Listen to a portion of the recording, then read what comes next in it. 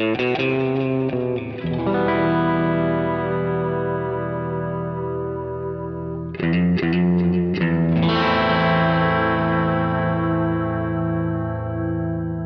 listening to Mark of the Maker.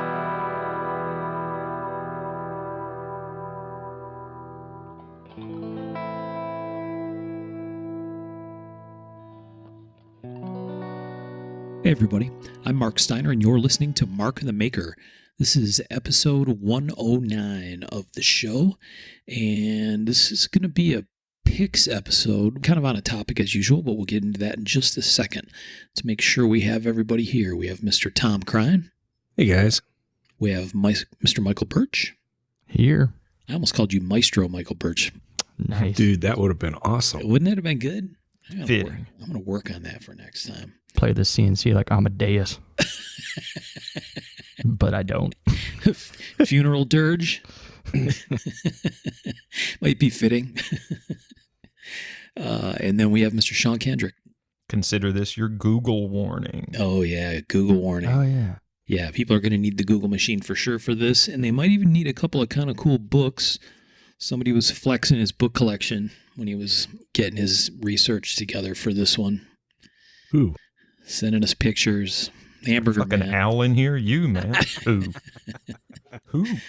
Hamburger Man.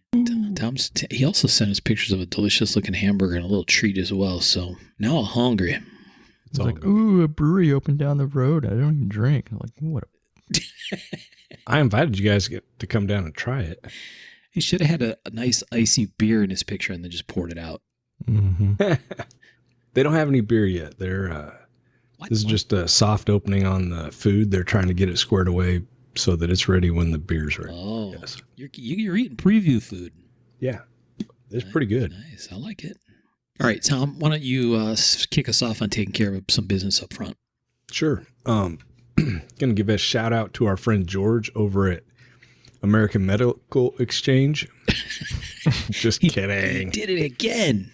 AMXinc.com. George can hook you guys up with titanium, Zerk, all sorts of stuff. The thing that I've been looking at this week, and I haven't ordered any, but there is free shipping on everything, so that's tempting. But Damasteel, I've decided to torture myself again for some reason. Oh. Torture yourself? Hand rubbing and all that jazz. That part. What? That part is about it. That's just so clean. What are you talking about? Yeah. Oh, no, it's beautiful steel. Ben has been kind of pushing me. Yeah, he's been cranking that stuff. He's hand rubbing blades every day. All sorts of stuff. He just did some, what's the Japanese, the Super Gold. He just did some of that. Oh, yeah. Ooh. Nice. Yeah, he likes to get into my stash.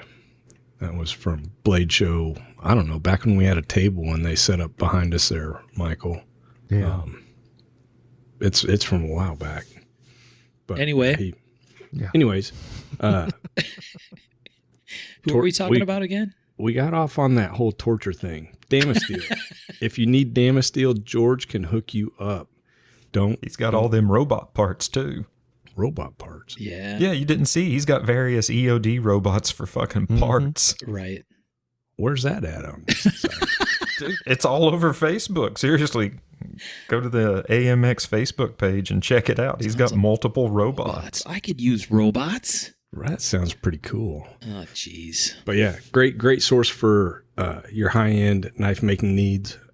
Give him a check, amxinc.com. Free shipping. Yeah. Good dude. He's also got some meteorite that I've been like, ooh. Yes. Like little inlay sizes that are perfect.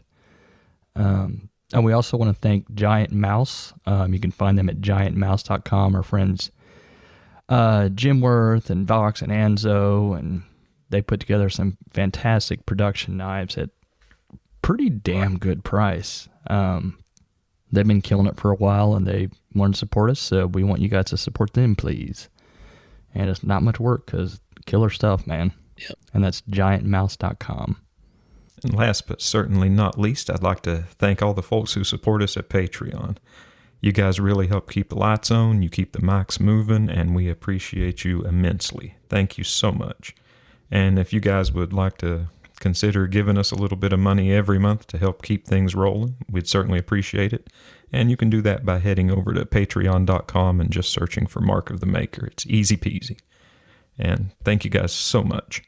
That is greatly appreciated. It helps a ton with all the stuff that we ship and do. And I don't know, it's fantastic.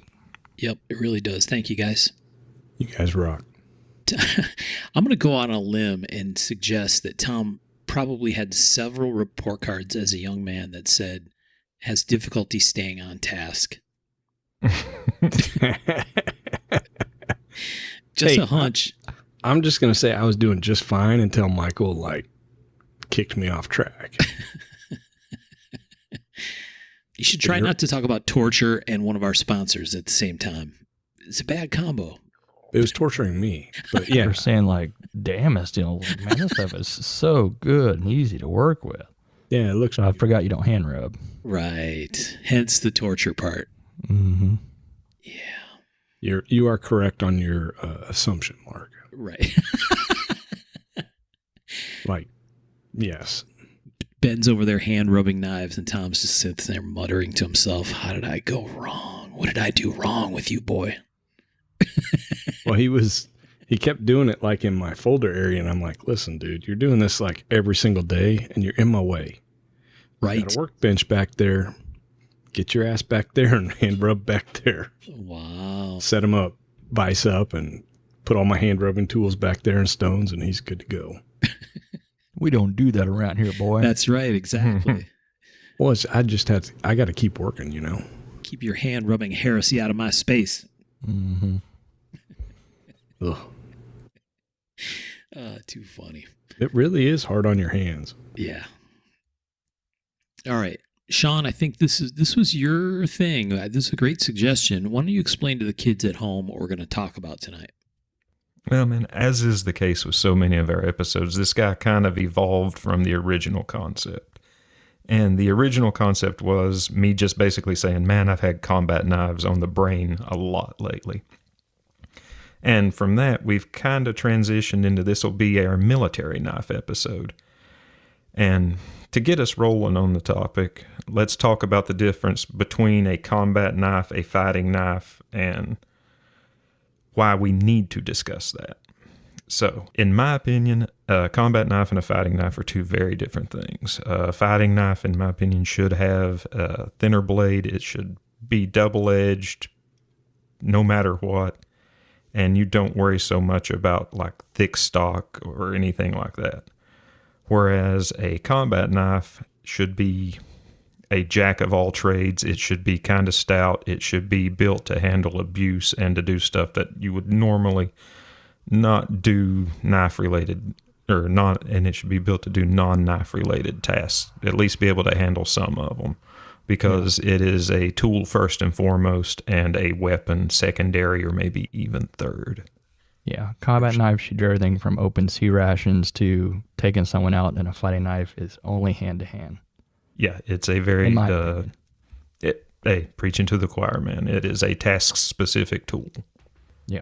I agree to a point. I feel 100% combat knives need to be able to do some crazy stuff, but I do feel that there is some overlap there.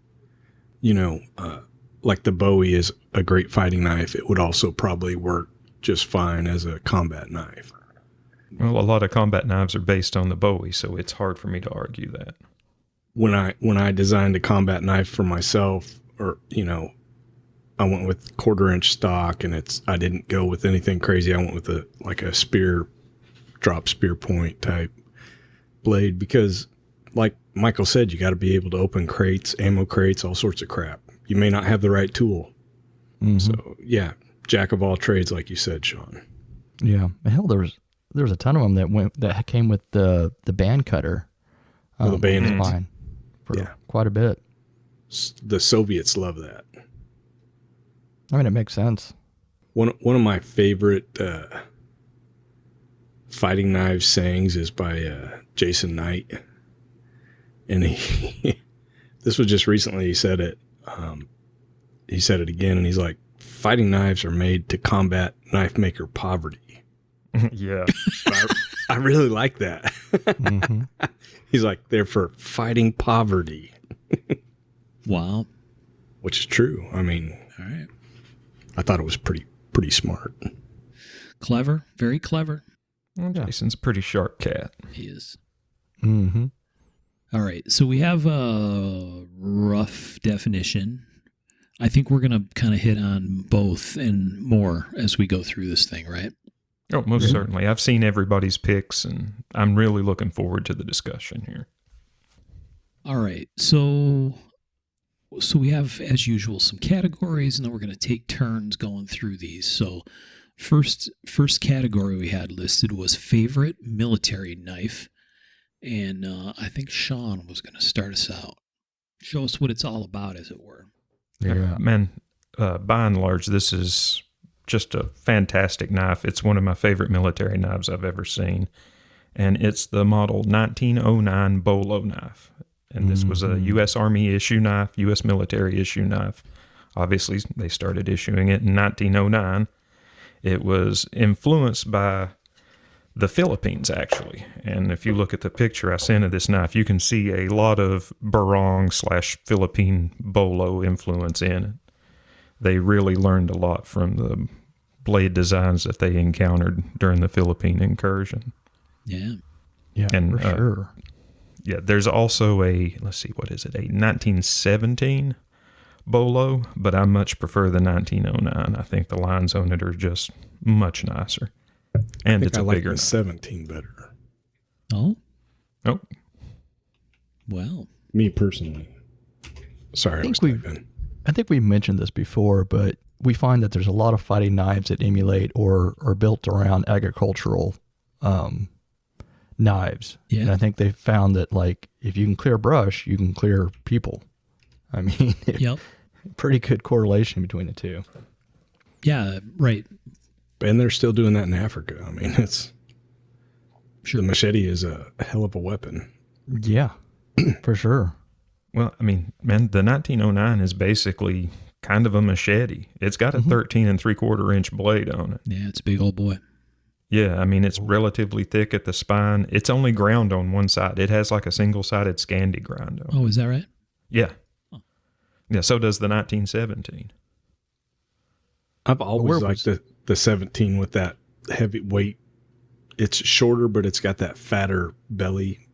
Yeah, Heavier- yeah. heavier It's got a weight. very interesting blade shape on it. There's no two ways about that. I also like on the sheath up at the top, they've got this metal collar on them. That's Yeah. pretty cool. Mm-hmm. Yeah, the inlet to the sheath is metal. Well, man, the 1909 was actually used during World War I to help a fella earn the Congressional Medal of Honor. Oh, really? And now I'm drawing a blank on his name. Give me just a second. Henry Johnson. He was part of the Harlem Hellfighters. And let's see, I have a quick little article here from Smithsonian Magazine that's a little bit of a retelling of how he earned that. Henry Johnson and one of his buddies, they were assigned to the French because, man, bigotry, basically. But the French, they were not biased toward people of color. They gladly took the help of the Americans. And he had been put on sentry duty. And shortly after they went on sentry duty, they started taking sniper fire. And I'll pick up there with what Smithsonian has to say about that. After the shots rang out, Johnson and Roberts lined up a box of grenades in their dugout to have it ready if a German raiding party tried to make a move. Just after 2 a.m., Johnson heard the snipping and clipping of wire cutters on the perimeter fence and told Roberts to run back to camp to let the French troops know there was trouble. Johnson then hurled a grenade toward the fence, which brought a volley of return gunfire from the Germans as well as enemy grenades.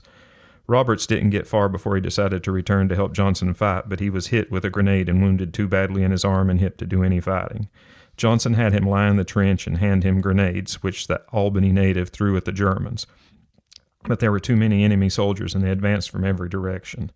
Johnson ran out of grenades. He took German bullets in the head and lip, but fired his rifle into the darkness. He took more bullets in his side than his hand, but kept shooting until he shoved an American cartridge clip into his French rifle and it jammed. By now, the Germans were on top of him. Johnson swung his rifle like a club and kept them at bay until the stock of his rifle splintered. Then he went down with a blow to his head. Overwhelmed, he saw that the Germans were trying to take Roberts prisoner. The only weapon Johnson had left was a bolo knife, so he climbed up from the ground and charged, hacking away at the Germans before they could get a clean shot at him. Each slash meant something, believe me, Johnson later said. I wasn't doing exercises, let me tell you. He stabbed one German in the stomach, felled a lieutenant, and took a pistol shot to his arm before driving his knife between the ribs of a soldier who had climbed on his back. Johnson managed to drag Roberts away from the Germans, who retreated as they heard French and American forces advancing. When reinforcements arrived, Johnson passed out and was taken to a field hospital. By daylight, the carnage was evident. Johnson had killed 4 Germans and wounded an estimated 10 to 20 more. Even after suffering 21 wounds in hand-to-hand combat, Henry Johnson had prevented the Germans from busting through the French line. Wow. Yeah. And he would say later, there wasn't anything so fine about it. I just fought for my life. Even a rabbit would have done that. Wow. Crazy. Where was that? He was Where was that written up at, Sean? You said Smithsonian? Smithsonian Magazine, yeah. Wow. And actually, it's quite a few decent articles online. This one was kind of the most dramatic. Yeah. There's a much more sober one on the Wikipedia article about it. But I thought this one had a little more polish to it. Yeah.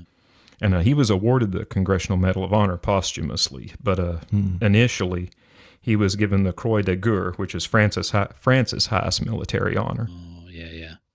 Crazy. Yeah. On a side note, when I was in boot camp, one of the guys that was in the same platoon as me or unit as me in there, his uncle was in the Big Book. He was a Congressional Medal of Honor winner. So they brought in what they called the Big Book, put it down, and his uncle was a corpsman who had jumped on a grenade and it didn't go off. Freaking wild. Wild. Yeah. Okay. Excellent pick, Sean. And I really like man. the backstory as well. That's awesome. Yeah, and I mean, if you really want to go down the rabbit hole on the design, there's information out there. People can go research it. Yeah, I would No. recommend it. It's a fun little bit of research. Yeah. Now this one isn't, I'm next, but this one isn't like my favorite, but when I saw it, I was like, oh, I've got to pick that.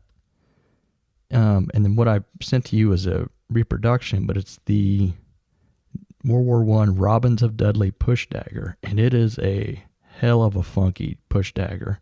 Whoa. Yeah, this is to be, they basically said for people that weren't that good at fighting, it is like a grip, and at the top, or almost towards the top, the dagger comes out, but it is, it's hard to explain. It is not vertical, it's horizontal. Yeah. So Like a flat push dagger, like a perpendicular push dagger almost. yeah, take a push dagger, move that blade up and turn it 90 degrees. And then it's got a D guard that goes around your fingers. So you, like a natural punch, and it's got a dagger on the end of it. It's not sharp on the side. It's just a tip. The story was they could carry that over the trenches in their hand, if it came to hand-to-hand fighting. And it is one of those that just kind of gives you like a, ugh, good damn, that thing is deadly. That's World War I for you. Yeah, I was going to say. There was one very similar to this at the USN show this year. Really? Wow. A custom one that someone made? No, World War One. Oh, really? Like an actual relic? Yeah. Mm-hmm. Wow. There's several really cool pieces, but yeah, if you're punching that blade, it's going to go right between the ribs. Yeah. Right. Yeah, they made this dummy proof as can be. Push out and they're done. It's kind of like a weighted fist also, I mean, so yeah, it looks pretty wicked. Yeah. Yeah, I couldn't find a bunch of originals. Found a few reproductions of it. But yeah, this one's aluminum handle or, of the hold in the D guard. And then, yeah, but it's not going to take much. As always, a good reminder of the brutalities of World War One, right? God damn, yeah. Dude, trench warfare was some awful shit. Yeah. Yeah, man. Like, ugh. Did Robbins of Dudley is the name of the company that made these. Mm-hmm. Yeah, okay, I got it. I was like, where does the name come from? Got it. Interesting. Designed for easy manufacture, these were all private purchase by individual soldiers. Yeah, I don't think I'd ever seen that before. For some reason, I thought we talked about something like this, but anymore, I cannot remember. We've talked about a bunch of crazy stuff. I don't remember this one, but maybe we did. Yeah. Huh. If we didn't, we should have. Yes. Mm-hmm. So the top Super cool. Yeah, this would be a good scary knife. So the top finger groove is your index finger, right? Mm-hmm. So the blade and the top of the D guard go between your index and middle fingers in this kind of grip. Yeah. Freddy Krueger style. You should make some of those, Michael. Yeah. Crazy. Yeah, that would be wild. I'm guessing they're not very sharp. It says not sharpen. They don't sharpen the sides. There's no point in it. Just that tip. Yeah. Very interesting. Yeah, that's wicked. Yeah. Pistol grip punch on that puppy. Yep. Great for unskilled knife fighters. Right. Yeah, they like to say that. Like a couple places I look at, they like to point that out. It's not really a selling point, but I guess if you're, going over, you'd be like, I'll take 2 of those. I mean, it seems like knife fighting is pretty straightforward. You just put this in them. Mm-hmm. Yeah. I mean, the good part about this is that it seems like it'd be hard to get the orientation or get it misoriented in your hand. No. Right? This looks like a pretty locked in thing. Yeah. Yeah. You're not going to fuck this up. It'd be pretty hard to take from somebody too. Exactly. Hence the unskilled knife fighters part, maybe. I'd say the fog award, none of that shit would have mattered when you're holding it. I think you would be pretty instinctive. Yeah, death grip in that thing. I like it. It is pretty cool. Needs a little stuff. A little tiny spike coming out of the bottom, just for, I don't know. Cap off the situation. Right. Shits and little giggles. skull crusher. Yeah. Or Les George would probably put a glass breaker right there, just in case, Right. Now that's who should make some of these. Les should make one of those. That's I agree. Awesome. He probably didn't have the skill to do it though, so. That's true. Oh, using tactics to get him to do it. I like it. I know how he operates. He's got people for the handle part. Mm-hmm. Yeah. I'm more worried about him though. Or Widow West. Mm-hmm. Nice pick. Another nice pick. 2 good ones so far. We're on it. Yeah. What about you, Tom? What's your first pick? Let me see here. So I went with what's called the Fair Sword. It's a Fairbane design. It's basically, they took the Smatchet and made it into a fighting knife. Yeah. He tried to get the U.S. to take it on, wasn't successful, did get Canada to take it on and issue it. And they're really cool. Basically, it's a thinner, leaner, smaller Smatchet. And I really like them. What's the size on that? I'm trying to look. I've got an article here, but I don't remember seeing it when I read it. I mean, it Some looks of like them, an 8-inch blade maybe or something. That would be my guess. 7 to 8 inches. And it's interesting. Some of them have like a bird's head pommel. Some of them have like a less of a bird's head, but they're all really cool. And it looks like they'd work really good. I mean, they're sharp on both sides, very wasp waisted, very smatchety, but just not. The Smatchet's a pretty big knife. I don't know if you guys have ever handled one, but they are big and they're heavy. And this is just more lean, and it still looks like it'd have a lot of cutting ability and poke big holes in people. Yeah, I'm looking at the grinds. They're very narrow. So I wonder if it's a fairly weighty knife or just to still have a little bit of thunk to it. I don't know. I've never handled one. The grinds, like you said, they're very almost Scandi grinds. They're very, which for the era, like the Eck knives were the same way, and I'm guessing, that goes into the combat thing, I don't know that these are even as acute as most Scandi grinds now, but they look very tough and they still look like they'd work just fine. Yeah. Stab and bludgeon. Yeah. The two important ways to do stuff. And in a design that's highly manufacturable. Mm-hmm. Right. Which is another factor, I think, for a lot of these knives, right? Oh, for sure. Kind of like Some of the Eck knives, right? Same kind of idea. Oh, yeah. Going to be able to bang them out by the millions, literally. Yeah, then they were.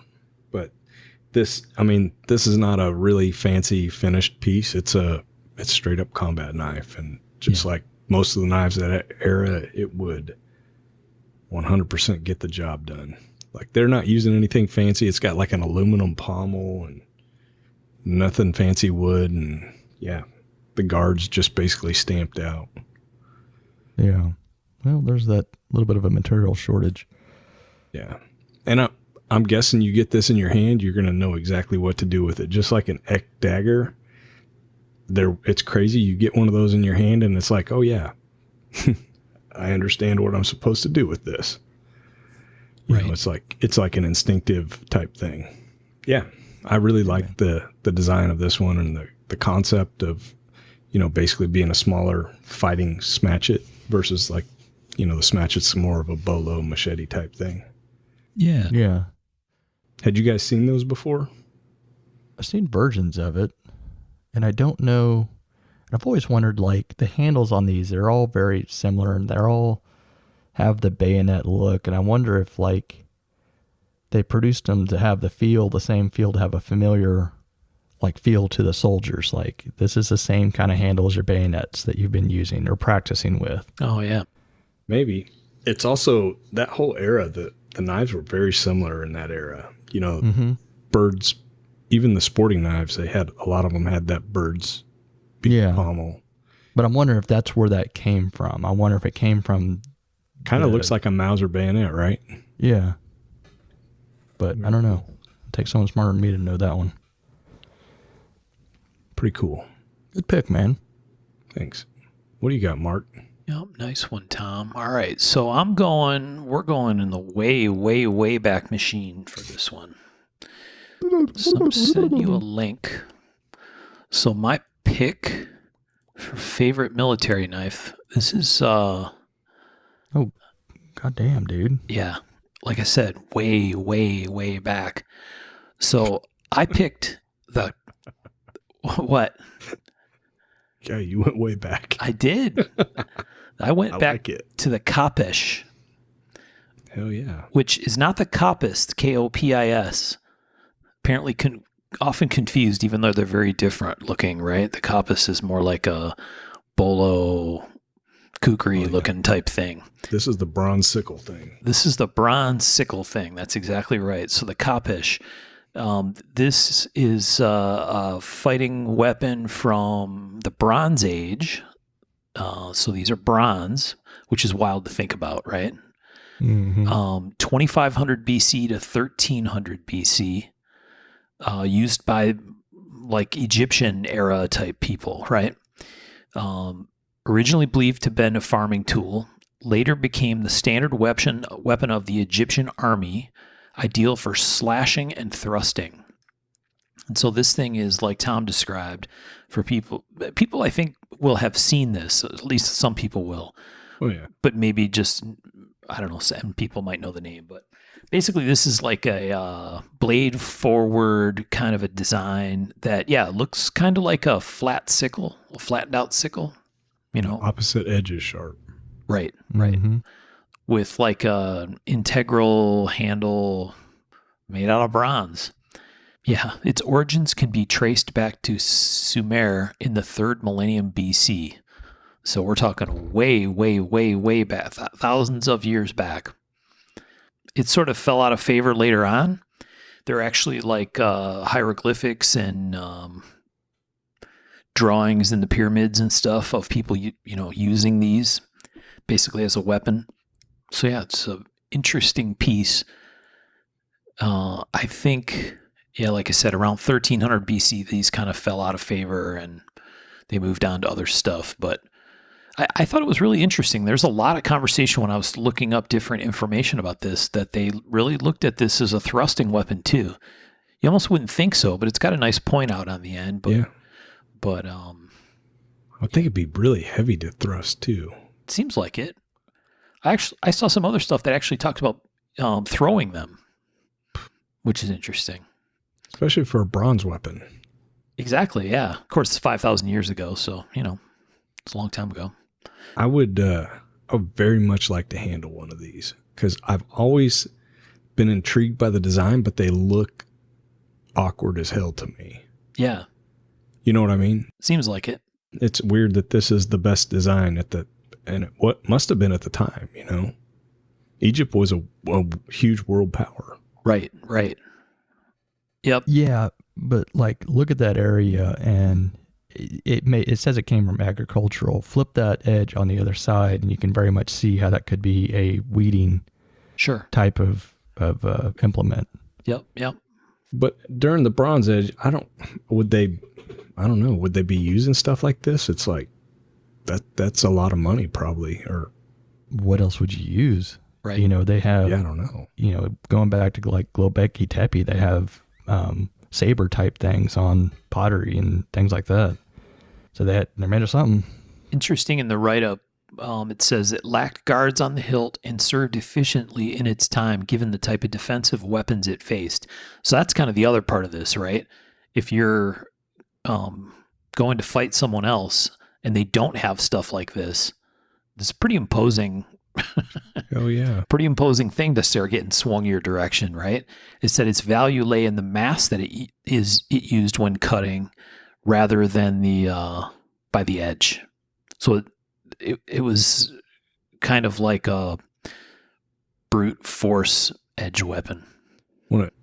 In the article you shared, it says it's developed from the axes used in warfare, not a true sword, which is interesting also. And you can kind of see Right. that from the design. Yep. Yeah, it's almost like an outside perimeter of an axe, sort of, Yeah. right?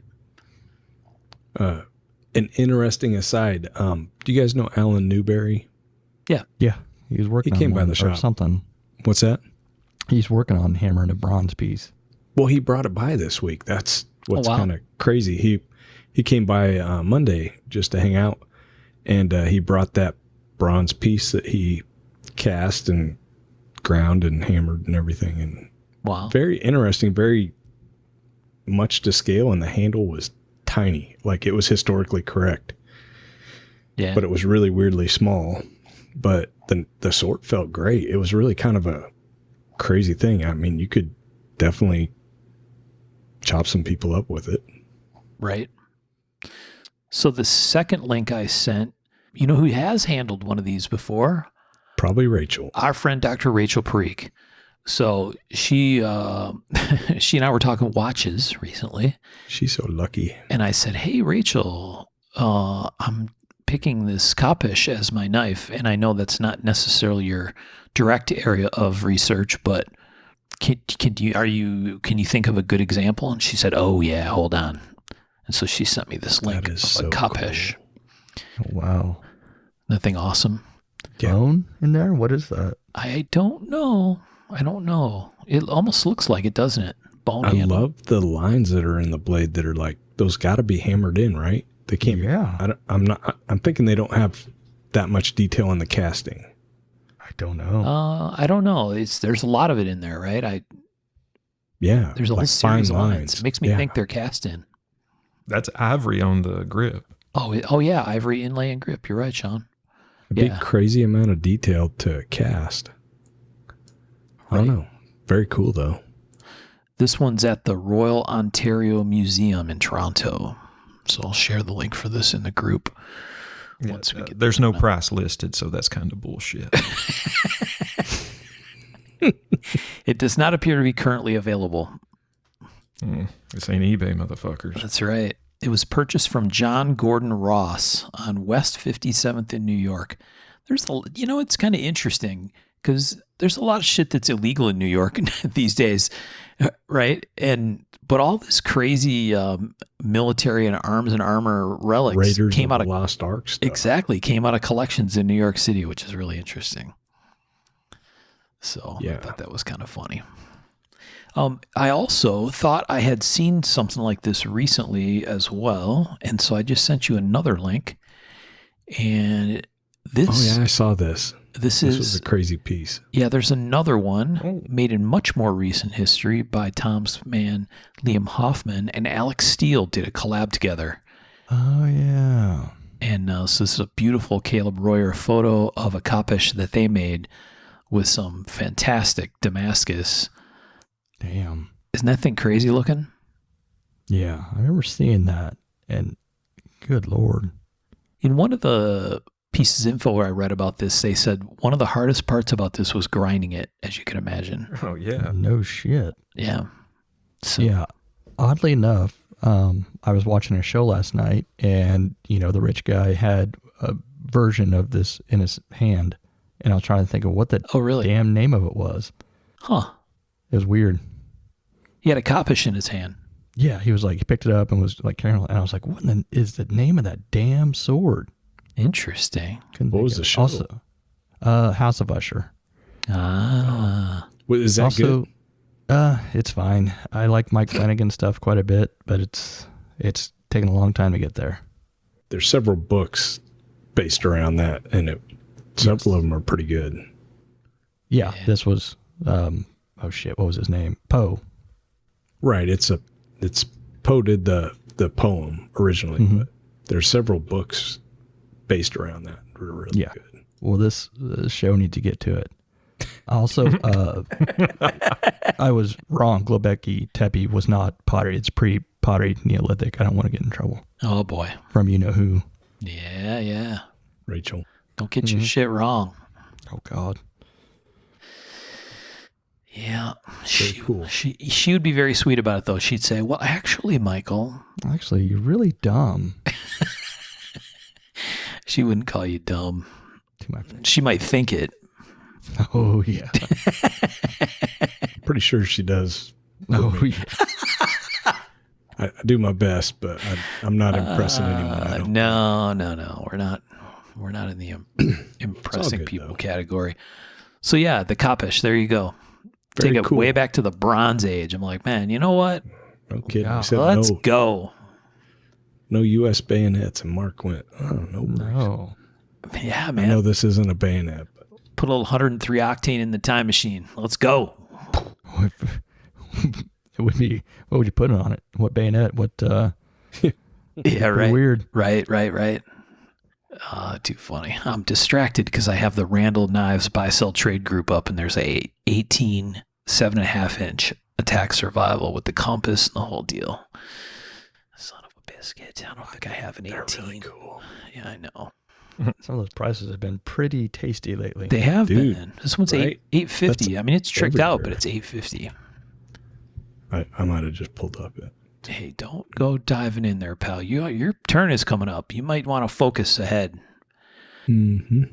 Okay, so we went through favorite military knife. We each took our picks. The next category is one of the ones that's kind of started this whole conversation.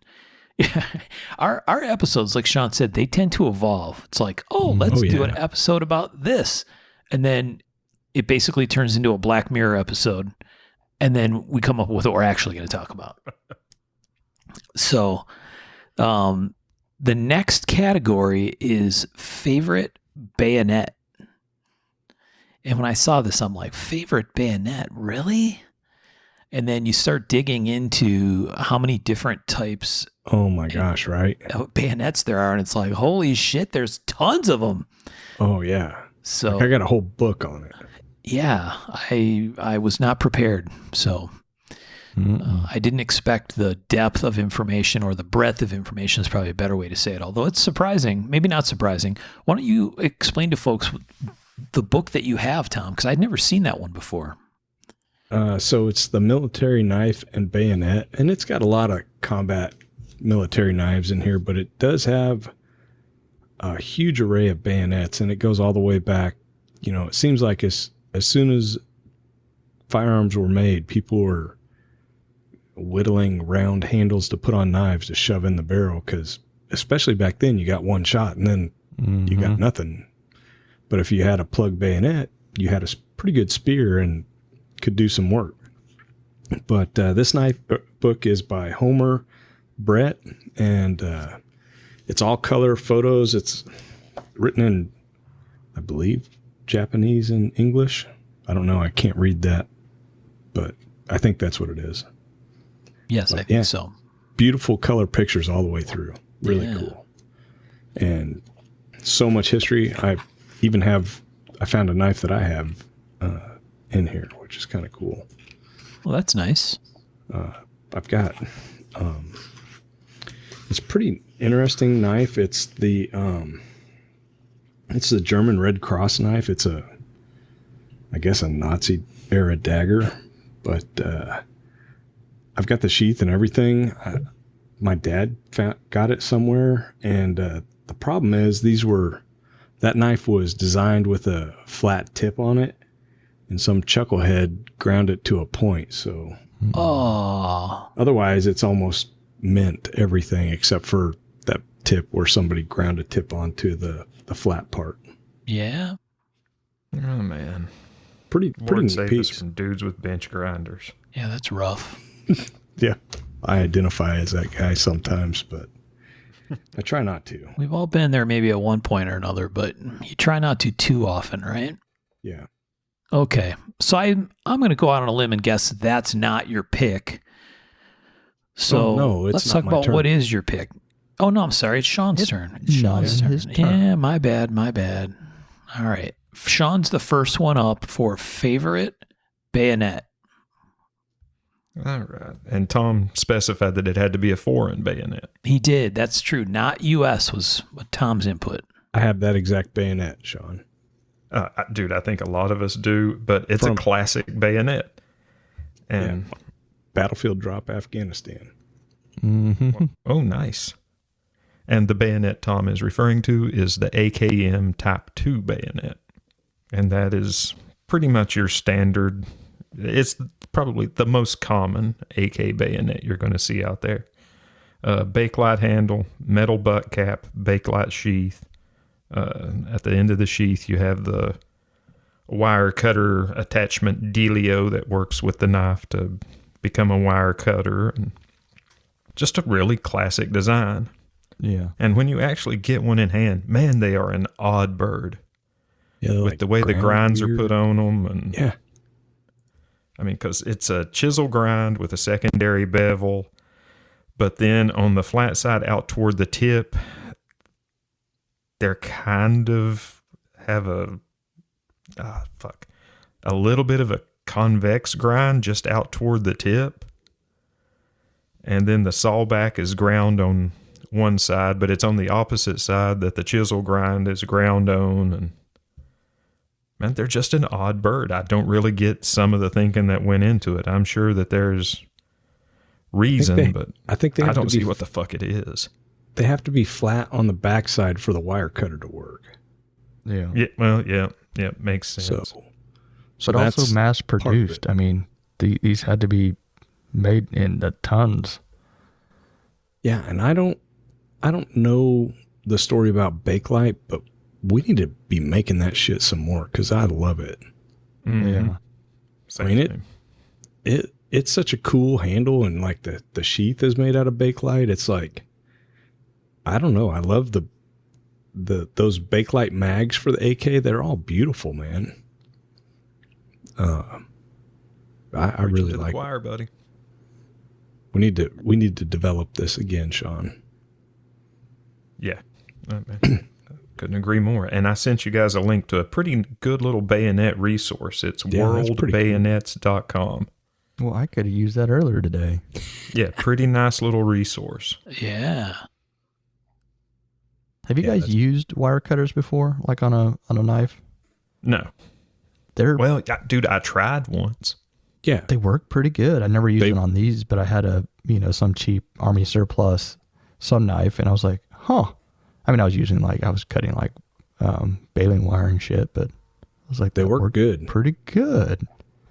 And I tried to cut some. Well, this was a cheaper knife, and I don't know that the wire cutter was that well designed, but I tried to cut some double strand barbed wire with it and had a hell of a time. Well, if I was trying to, get to some cattle food, I was going to be all right. But no, I was 11 years old too, so Yeah. take that for what it's worth. Also, Yeah. They're designed for cutting electrified fence. I mean, that's the reason the Bakelite's on the sheath and everything. yeah. As an insulator. Yeah. The original Type 1 had a metal sheath with a rubber sleeve that went on it so you could hold it to be insulated. Yeah. And the Type 1 also had a full Bakelite handle without a metal cap at the butt. And they found that, infantry troops being infantry troops, they were hammering shit with the butt of the knife and the Bakelite was shattering. You don't say. Yeah, right. Hard to believe. That whole combat knife thing. Yeah. Like we'll round it so you won't use it. Mhm. Right. Right. And, the Russians beat us to the punch on having the wire cutter integrated into the knife sheath combo.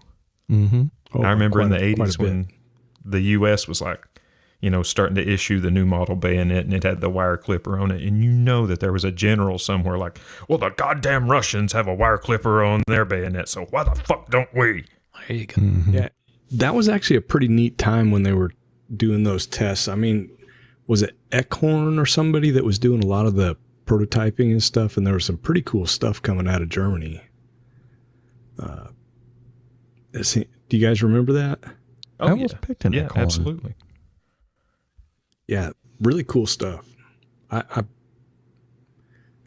was that in the 90s, like mid 90s? Late 80s, early 90s. Was it late 80s, early 90s? Yeah. Shit. As I get older, I lose track of time, man. Whew. Man, I feel it. It happens. It happens. Right. Mm-hmm. Really cool stuff, though. Great pick, Sean. Man, it's a classic. It really is a modern classic. It's a good-looking knife, and the Bakelite really brings a lot to the party. I would love to find one of those with the round handle. It's pretty sexy. That hadn't been smashed. Yes. Right. Yeah, man, that's the Type 1 patterns actually bring a little bit of money. Yep. Yeah, the Type 1 is pretty sexy. I think there was a minor skirmish about who was going to get to do that one. I was quick on the draw. Sean was blocking out. Oh, Yo. yeah. Exactly. Nobody takes the AK bayonet. I knew that was going. Yeah. That's okay. I got some stuff. Okay. It worked out for the better. It helped everyone else push their boundaries. There you go. Okay. It looks like Michael is up next with favorite bayonet. I've never picked a favorite bayonet before. This one was really interesting for me. I'm like, favorite bayonet. Yeah, and once again, it's not a favorite, just an odd one that I came across. We're going all the way to Italy for this one. Italia. Mm-hmm. We're going with the 38A, the Beretta 38A submachine gun folding bayonet. The fact that it folds was what intrigued me. That is pretty cool. Oh, yeah. Yeah, it comes in kind of like, I don't know what you call that. But I thought this was wild. Let me show you the submachine gun that it went on. It's like a metal clamshell sheath. Yeah. And they've got, they were super popular in World War I and II. They've got a spring inside of them, so when you slide it in, scratch your knife all up, but it don't rattle. Yeah. I like them. Yeah, I thought that was pretty damn cool. Looks like I got rid of my page. Oh, no, there it is. This may be my favorite sub gun. Yeah, it looked it's like a little round receiver. Yeah, it's pretty cool. So here's the gun that goes on. A little Wikipedia for you. Feel free to donate money if you want.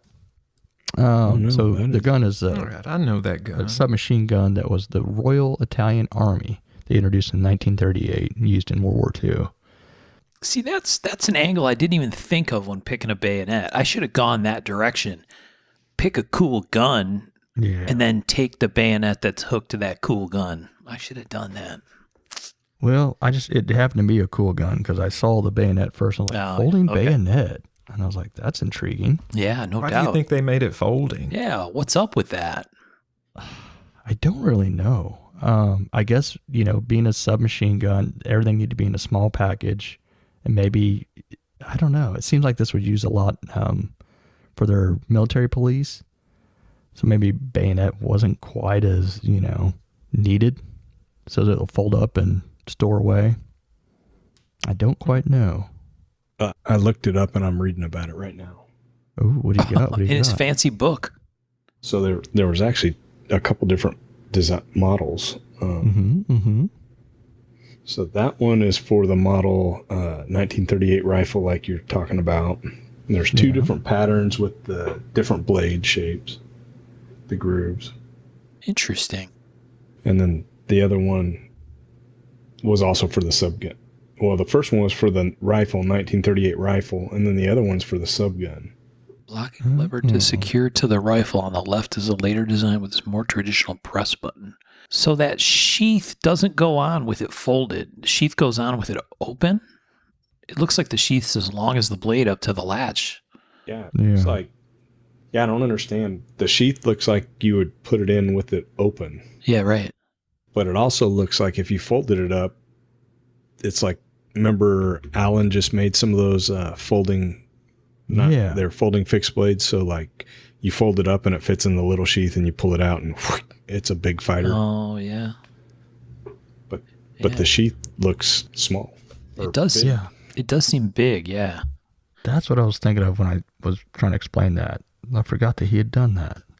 If it folded to, You'd only need like a 4-inch sheath if you. yeah, folded it and sheathed exactly. Yeah. Yeah.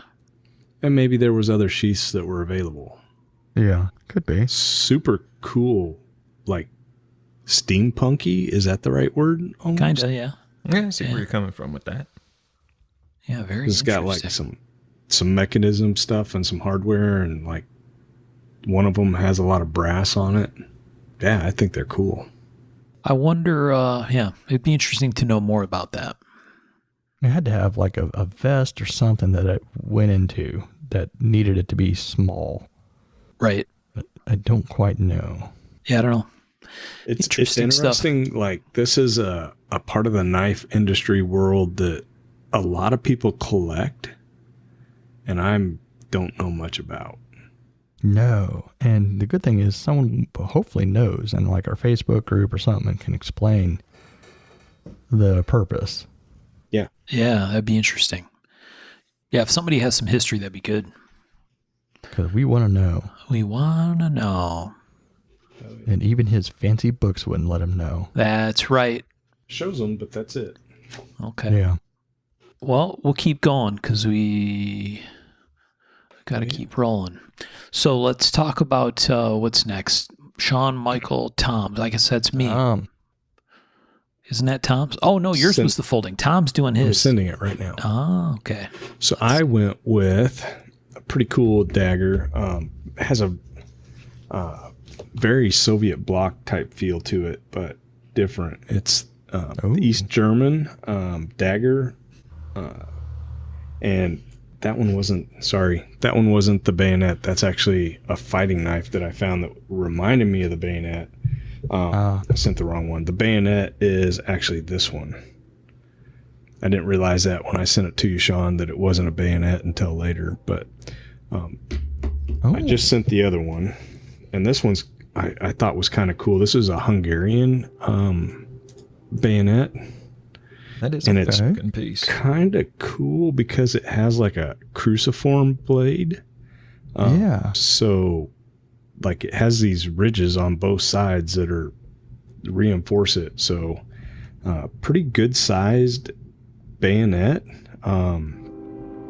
And yeah, it says it evolved from their socket bayonets. And if you look at them, yeah, you can totally see that because a lot of the socket bayonets were pretty massive, like big, long. Mm-hmm. Sorry, hold on. Thanks, guys. Right. Yeah, it was really loud. So this is the model 1935 bayonet, the Hungarian model, and pretty cool little, like, I love the details on it, like the mechanism that hooks it to the blade. It's like they've got hand checkering on there, and I don't know. This looks like a knife that you could use without putting it on your gun. Also, it looks like it'd be fairly comfortable. It's got like a pommel at the back that's rounded, and it's big. You could do some work with it, but it's still pretty narrow, it looks like. Yeah. And it's got one of the metal clamshell sheaths with like the little frog, so you could slide it in your uniform or wherever. And it looks like it'd be pretty handy in the field and definitely get the work done. Is it a pretty thin blade? Is that why they chose to have the reinforced? It doesn't blade? say. It doesn't look super thin. If you look at the edges, they're pretty thick. But Yeah. it looks like it just, it's relatively long and narrow. So maybe they added that to just beef it up a little bit. Because, I mean, if you're thrusting with a rifle, that long, narrow blade, even if it's not super thin, it's still going to be, prone to, because a lot of these weren't super hard either. The bayonets aren't usually really hard. They're almost spring tempered. So, Yeah, you don't really want them snapping off. yeah. So they would probably bend before they would break, and that cruciform shape would make it much stronger and less likely to deform. That makes a lot of sense. But it's good looking knife, good looking bayonet, in my Yeah, opinion. it is. I like it. Yeah, totally. So, and the other knife we can talk about, but that was going to be my backup bayonet. But then I realized it wasn't a bayonet, and I was like, damn. But it's really cool. Very, very Soviet block. It's got the Bakelite and all that stuff. Yeah. Yeah. Oh, I could tell that was a commie knife when I saw it. Right? Seriously, I could spot him from version. across the room. Yeah, it's got the plastic grip to insulate, the Bakelite grip that insulates, and it even says on there 500 volts. That's what it insulates to. That's a shitload of volts. Yes. More than I want to get a hold of. Right. And I like that they put that on the handle. Yeah, it's right there. How much does this thing 500 do volts. again? Got it. Okay, good. Pretty funny. Very interesting. Mark, you're up next. Yeah, it looks like I'm up next. Okay. Maybe this, right up until the end, this is a theme. I went further back. So I went with, and I had a hard time trying to decide because this isn't super cool, but it is kind of like it was a technology thing.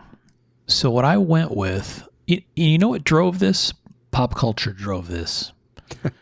There's what I The haven't Napoleon movie. I haven't seen it. I actually don't even know if it's officially released yet. But on our Apple TV, there is this gorgeous HDR10 4K resolution trailer for the new Napoleon movie with Joaquin Phoenix, and it Ridley looks Scott, man. fabulous. It looks fucking fabulous. It does look good, right? Yeah. So I really want to see it. I'm going to have to be patient, though. I'm too cheap to go see it at the movie, so I'm going to wait for it to show up on Apple TV Plus. But it looks super good. So I'm like, I'm going to pick a Napoleonic era item for this. And so this is the bayonet's the category where I chose it.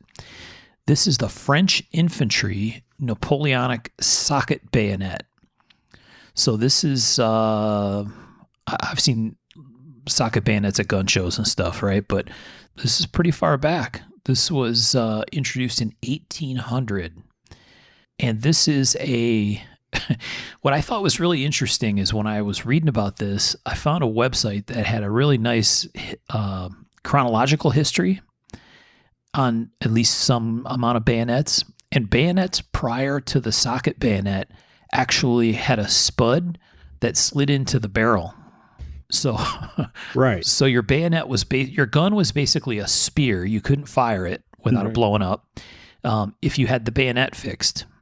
So this was like the Apple iPhone of bayonets, right? Like, whoa, that's different because now you could actually have your bayonet affixed to your rifle and fire it. So that's what the benefit of the socket bayonet was. Tried loading that thing though. Well, yeah, that's its other thing, but at least you could fire the freaking gun. Right. So this is a push and twist kind of scene, and I'll share the pictures in the Facebook group. But I thought it was kind of interesting. It actually has like a dish kind of shape, like it's convex on the one side, concave on the other side. So on the barrel side, it's actually got basically a full-length fuller that runs down.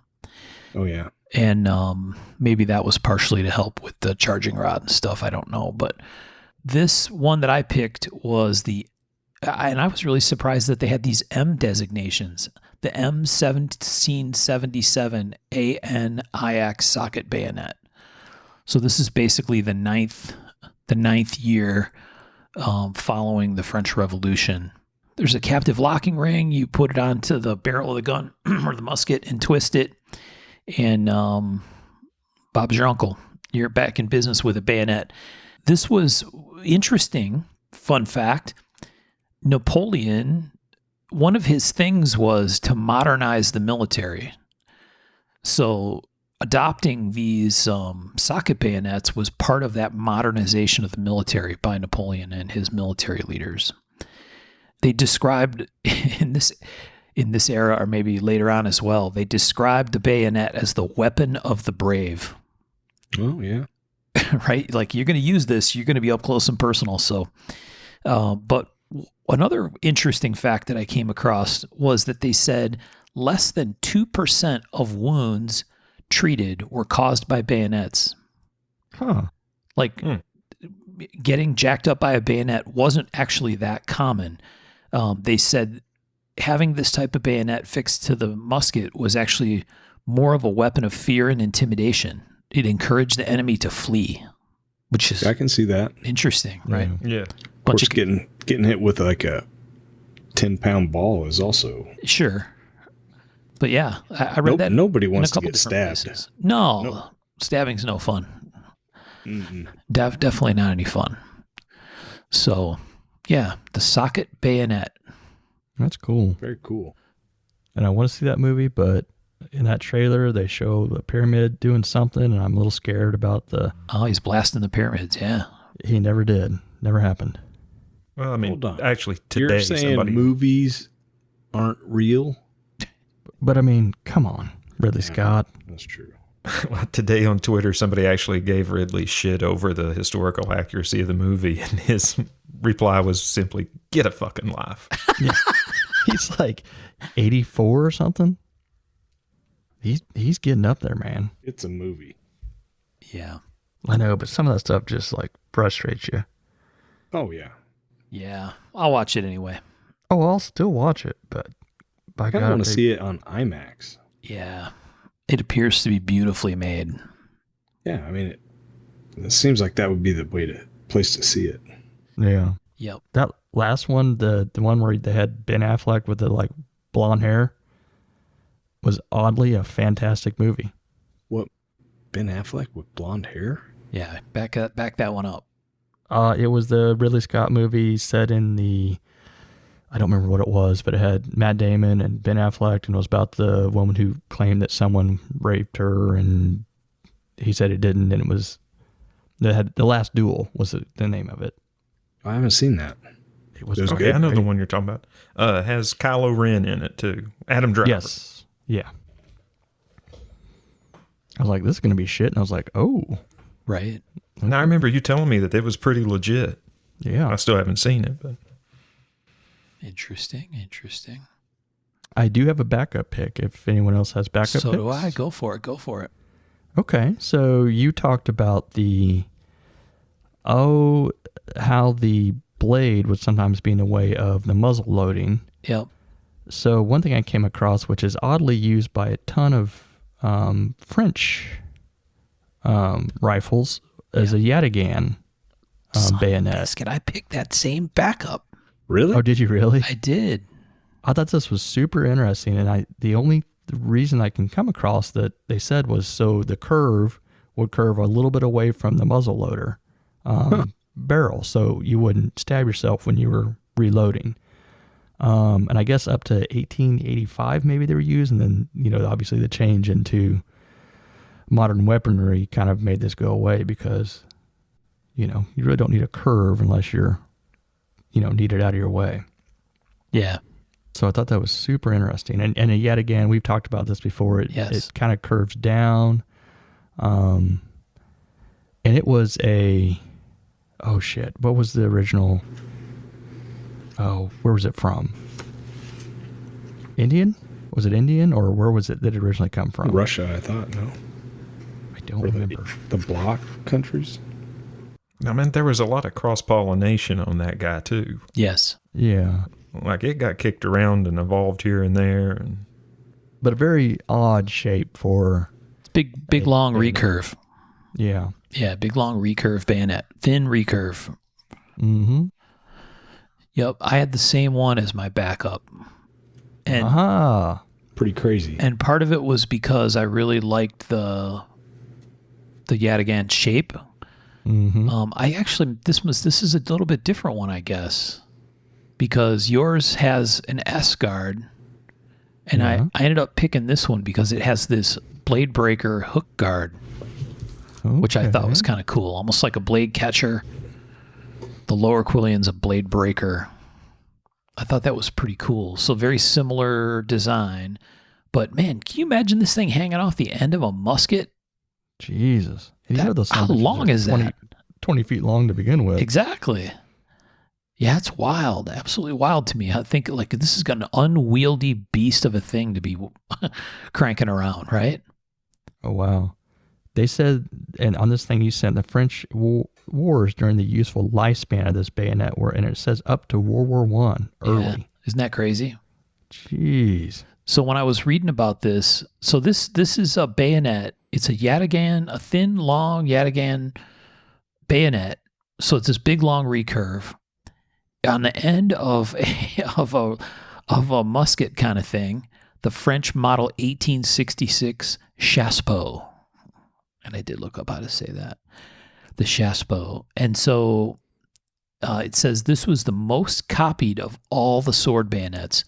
These were used in U.S., Egypt, Belgium, Argentina. All of those countries manufactured or used very similar sword bayonets. Yeah. And I would guess a lot of these got cut down during World War I. Probably. Or maybe the Moroccan War and whatever in the World War. Maybe that was like one general that like refused to take it off. He was like, "No, this is my shit." Maybe there's a big long, like Michael said, a big long list. I'll post this link in the group when we share this. But this thing had a very, very long, prolific life. Yeah, as a bayonet. 50 years plus. Yeah. Now, what I could not find, and maybe you did, I could not find it on a rifle. No, I didn't find one on a rifle. For the life of me. And I was just like, what in the hell? Yeah. The website that's on is the one that had the big giant collection of, it was basically how to identify a bayonet. And it has a big list of countries and then a whole bunch of books it references. And so you can go to the main link for that web page and start scrolling, and there basically are bayonets from literally every part of the world. Oh, wow. Yeah, it's pretty cool. I got to back up. Okay. Is it a Yataghan or are you on? Yeah, come on. Yeah, I picked the Yataghan. No, just kidding. So I found this and I thought it was pretty cool. It was in the book, and then I looked it up. But they use these in trench warfare, I guess. But it's a Webley Mark VI with a bayonet. Oh, that's real cool. Kind of weird, but yeah, cool. I'm pretty sure I picked a pistol with a bayonet for another episode. You talked about how stupid it was. Yeah. Hell. But it wasn't a Webley Mark II for trench warfare, cool. Yeah. or Mark VI or whatever. Yeah. It was like a flintlock with a bayonet or something crazy. No, that makes sense too, because you only get one shot. Yeah, with exactly. Then you got to go to work. So do any of you guys own bayonets? Yes. I have, but I have no idea where they are. I've got You my have- AKM bayonet in my lap. You got Ooh. any mounted on rifles? No. No. And I've actually got a bayonet mounted on my 590, my Mossberg 590. Oh, nice. That's fucking That's cool awesome. as hell. A 590 with the bayonet is badass. I've got Yeah, an man. SKS with the folding one, which is kind of The- cool. The triangle one? Yeah, with the flat tip. Oh, Yeah. yeah. Dude, you could jack somebody up with that thing. I'm just saying. It's pretty freaking cool how they built it. You just like push a thing and it flips out, Yeah. and you got like 1.5 feet of nasty. Man, that SKS was like every kid's first gun show purchase in the Midwest. Have you priced them lately? I don't even want to look because they used to be like $150 and Dude, change. they used to be like $60, but I was now gonna they're say, I like remember when you could get them for 75. Yeah, they're 60, 70, 600, $700 now. Oh God. Need to take that time machine back and buy a couple crates of those, Yeah. They used to be just piled up in the corner at the gun show. or in a Yeah. 55-gallon barrel. Exactly. Yeah. I've still got one. When my dad passed away, I got his, and Wow. it's pretty clean and it's pretty cool. But yeah, it's got that bayonet. I definitely need to get a 590, Sean. One of They're the. nice. I've got a 590, but I need to get one of the. Is it the 590 A1s or? Dude, I can't remember the designator. It's the one with the bayonet lug and the heat shield. And I want the one that they're doing the retro with, that it's all wood, and I've been looking for one for a while, but those are cool. It's got the heat shield and wood hardware. yeah, That Yeah, that just would needs be a cool. bayonet. Maybe Yeah, I yet had a- again. I had a Argentina 1909, but I don't know where the fuck that is. Oh, I got one of those too, I think. Yeah, they were pretty Oh. prevalent and all over the place. I think that was like a flea Hold on market just a second. purchase. I bet I know exactly where mine is. Do you have mine? Probably. Michael's was absorbed into the mountain of steel at Tom's. I don't get rid of shit, and I don't know where that's at. I looked briefly for mine when I was putting this thing together, and it's in a box in the basement. I don't exactly know where, but That's the sound it makes.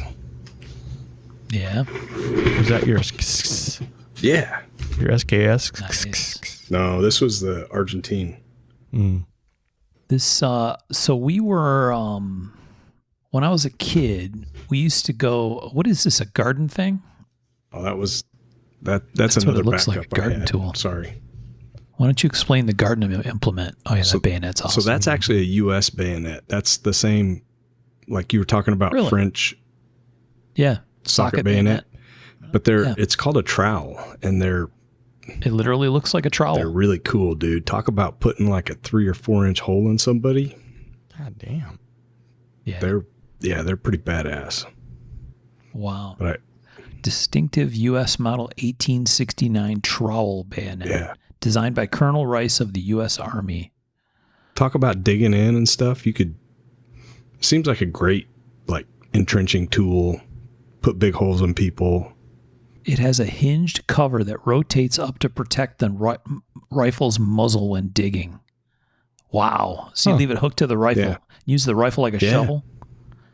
Probably not super Holy good on shit. your rifle, but No. they're probably At doing least volley somebody fire shot the anyways. ground. you know that. it. Imagine trying to trench with a trowel. Yeah.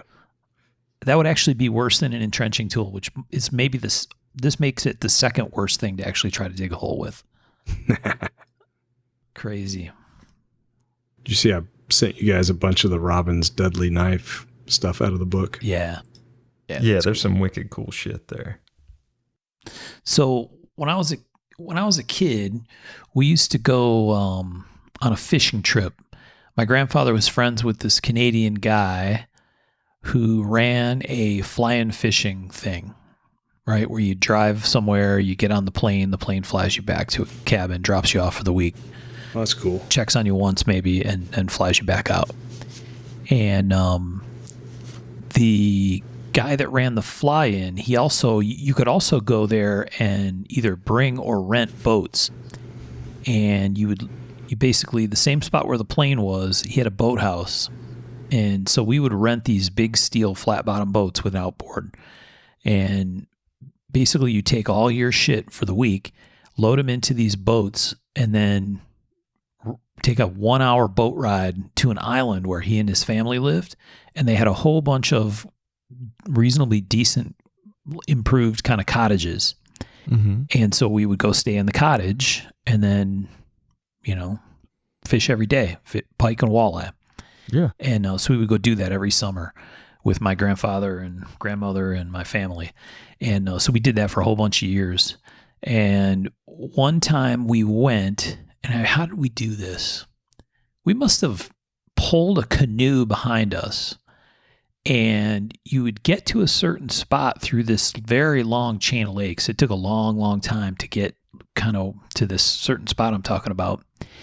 And there was an island with lake on one side and around the back and rapids on the other side. And so to get to this back lake, these rapids were too rough for the flat bottom fishing boats, these big steel boats. So you would portage the canoe across to the other side. And then there was basically a lake that nobody ever fished, right? Because it's a pain in the ass to drag a canoe back there or paddle way the hell back there, right? So we would have lunch on this island, or I guess not an island, maybe it was a peninsula or whatever. And so we were there getting ready to start a fire, and we'd always have like cheese and summer sausage and whatever, right? And I'm like wandering around on this little island. It's very rocky, and it's got a bunch of trees on it and stuff. And I come over the top of this little rise on the that's there, and I look down, and there's a knife sitting on a rock. And clearly someone had left it there. It had been there for what appeared to be a fairly long time. And it turned out it was a M5 bayonet in the sheath. And, and I was like, whoa, check this out. So I picked it up, and the sheath had done a halfway decent job of protecting it. And so I took it back to where my dad and my grandfather were, and I'm like, hey, check this out. I just found this on a rock over there. And they said, really? Because there was kind of like a makeshift fire pit that other people had used in the past, stone fire pit. And I said, yeah, nobody had been there in a long time, and nobody that was there with us that week had come back there. And I said, okay, so what do I do with it? And he goes, well, if you want, you can go back and give it to the guy at the camp, or it's yours, whatever you want to do. And so I ended up keeping it, but I still have it around here somewhere. But hell yeah. Like I said, I went to look for it, and I couldn't find it, so I just didn't find the right box. But yeah, M5 bayonet with a M8A1 sheath, which I think is all Korean era, kind of Korean War era stuff. It's like modern day Excalibur. Kinda, yeah. Also, that place sounds like heaven. It was wonderful. God, that sounds fantastic. We had a really nice time there, yeah. Yeah, I've told you about our Eagle Lake stuff. It was same sort of situation, cabins on an island, and you stayed there a week and fished all day, every day, pike, walleye in the morning, and muskie. Yes. God, I loved it so much. I kind of want something like I can live there and have a shop and just do that kind of thing Yeah. someday. Yep. Or we can just go. Just go. Yep. I We can don't want to just come go. back. That's Yeah. the problem. I'm down to go if you want to plan a trip. God, I want to do that again so bad. I loved it so much. It was phenomenal. Yeah. I remember getting a little bored after 4 or 5 days as a kid, but at some point eventually it was like turn you loose with a boat. I was like, okay, that's fun. I can go horse around with the boat and fish and screw around. But yeah, it was awesome because you'd be like cruising to a spot to fish, and there's moose and all kinds of wildlife. Squirrel. It was beautiful. Definitely squirrel. Yeah, and we had there was one phone on there, and we'd, every other night we'd call our significant other, and that was it. Yeah. That was the only interaction. Yep. Good times. Mm-hmm. Speaking of trips, just going to throw this out real quick. Okay. In January, I signed up to take a class with Jason Knight, Oh. the Brute de Forge Machete class, Oh, nice. January 10 through 13. Okay. I've signed me and Ben up to go. I'd love for you guys, any of you guys to go if you want to. That'd be fun. Brute to Forge machete. It's not inexpensive, but I figure it's a class with Jason Knight, and we're going to make some cool stuff and get to hang out. And Fun. Yeah, Sounds like a good time. that would be cool. I really, really, really want to do the scissors thing. yeah, Yeah. Yeah, that'd be super cool. I do want to do the scissors thing, but the forging thing is something I can use actually, probably. Like I literally want to start doing some forging. And, I mean, I guess this is how you start doing it. I bought a forge and all that stuff quite a while ago, and it's not ever been fired. Yeah. Also, have you seen what Cole Iron dropped? Hot dog cooker? Fucking 50 ton. Holy smokes. Oh, yeah, man. Okay. Anyway, All right. sorry. Yeah, sorry. I got a little sidetracked there. I want it so badly. What's next, Mark? You can keep us on track. My teachers never could, but We got way, way, way off track. Okay. come to the class with me. Just imagine what that would be like. Freaking awesome. Tom goes to make a Brute to Forge machete, and he comes home with like a letter opener. How many He got so distracted. how many ton did you say, Michael? I believe it's 50 or maybe 60. They have 120 ton. 120 tons. Yeah. I just dropped a link. Okay. Anyway. Sorry. Next Sorry. category. We're so sorry. Next category before we get into just the wrap it up kind of category. Next one is favorite custom combat / fighter, which sounds fun. It does sound fun. I had fun Because with it is. Yeah. Yeah. Okay. So, Sean, why don't you kick us off in this exciting category? Ooh. Man, I went with what I consider to be the quintessential combat knife. Not a fighting knife, a combat knife. And it is the Peter Beauchamp Recce Combat. I almost went with one of his knives for a fighter. Well, dude, because you Yeah. can't go wrong. Right. Warlock. Right. Yeah. They're field proven, and this is, let's see, what's the blade length on this guy? I don't know, but that's just sexy. Great lines. Nice strong tip. Yep.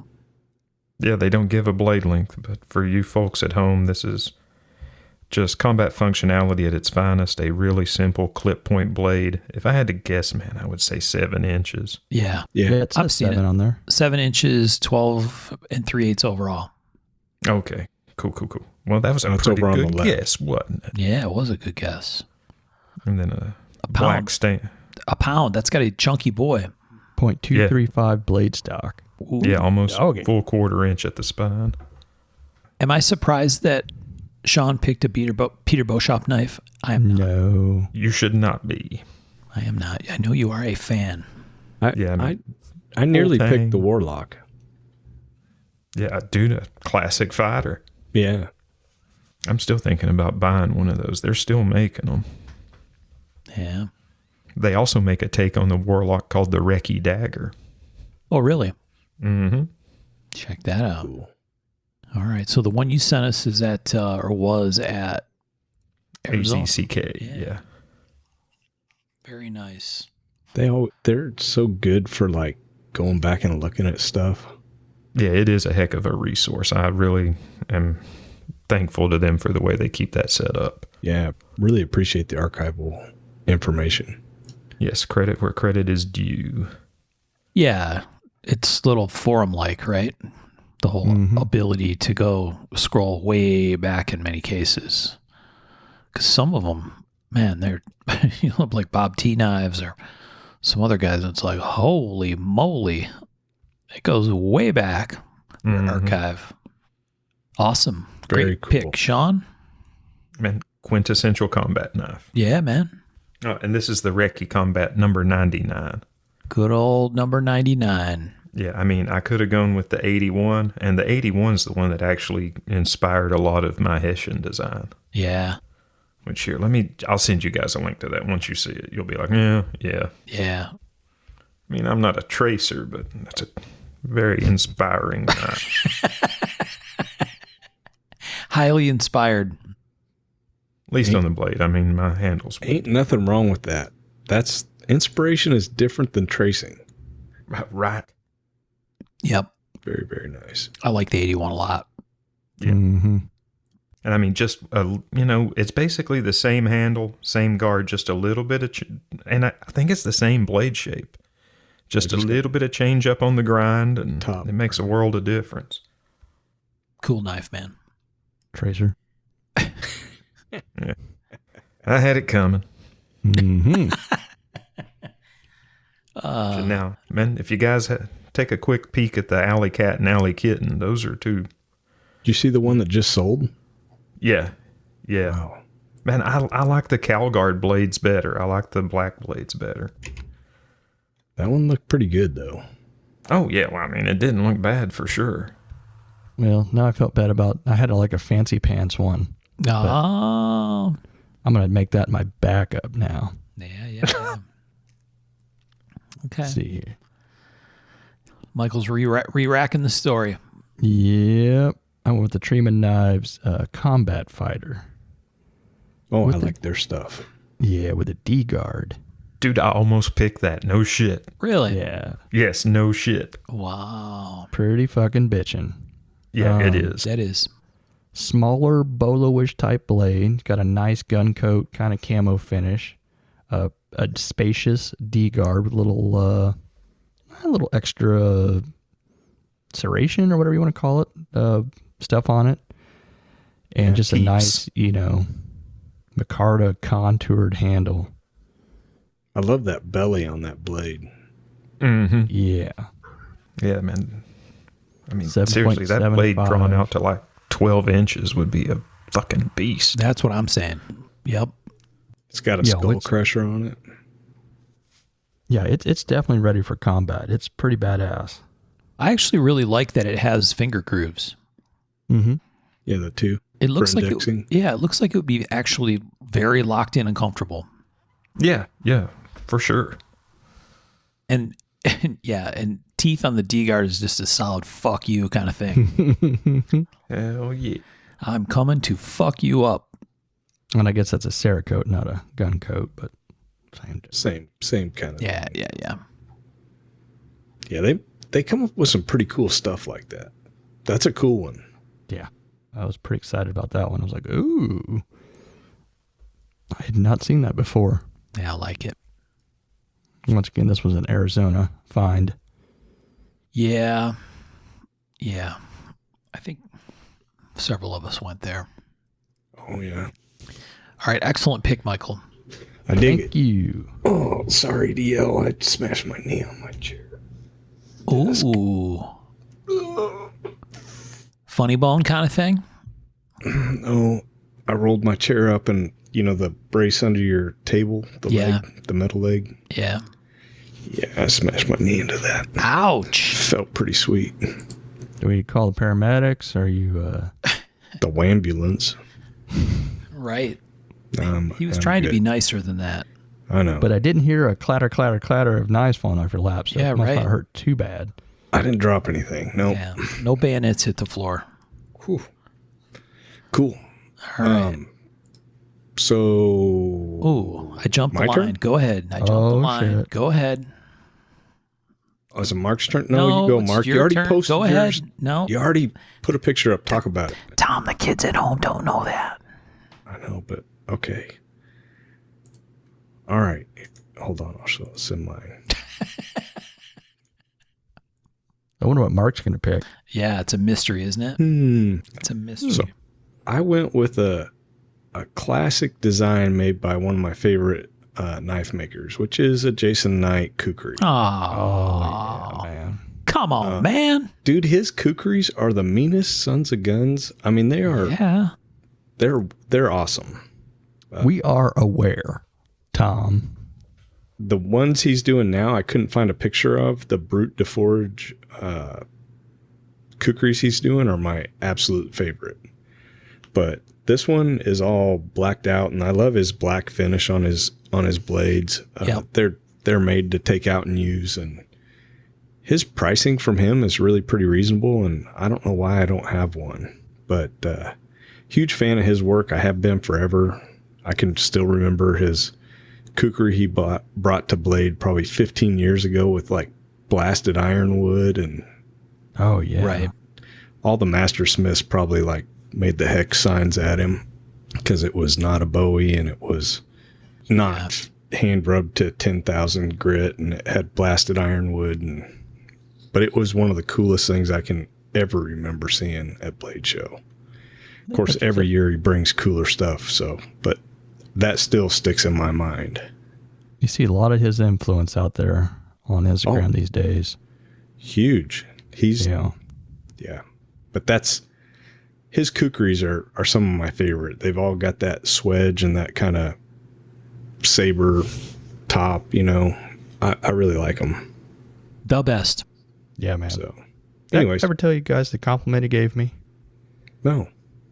I don't know what show it was, but he said I was the first guy he ever saw make a hamon into a folder, and he thought that was pretty cool. And I was Well, like, that is cool. really? Nice. I'm going to carry that till I die. Yeah, dude. Compliments from Jason are Shit. to be cherished. Yeah. And he was like, nice talking to you, Brian, and walked off. That checks out also. That checks out also.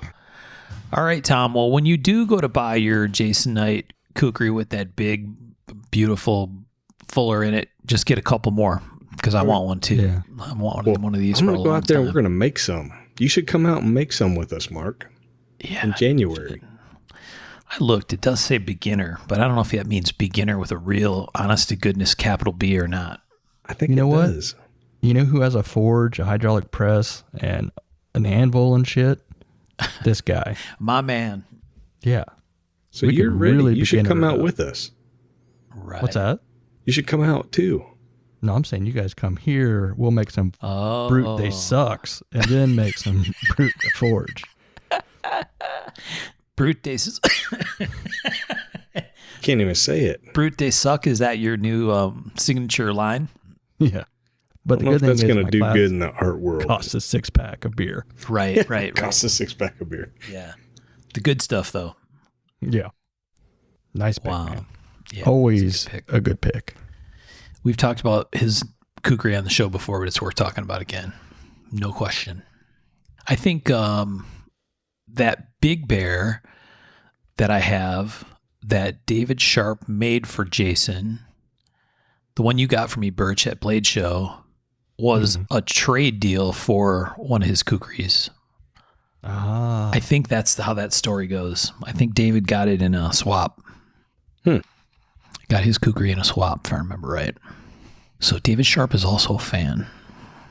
Yeah. Who isn't really? Yeah. Yeah, there's a group of knife makers that we're all kind of like, fuck yeah, we'd love to have some of their pieces. Right. So, is it my turn, Tom? Yeah, it's your Oh. turn. Oh, Let's see what you here, got. Let me see if I can get my link ready and send it to you guys. I picked something. I think this is an old piece.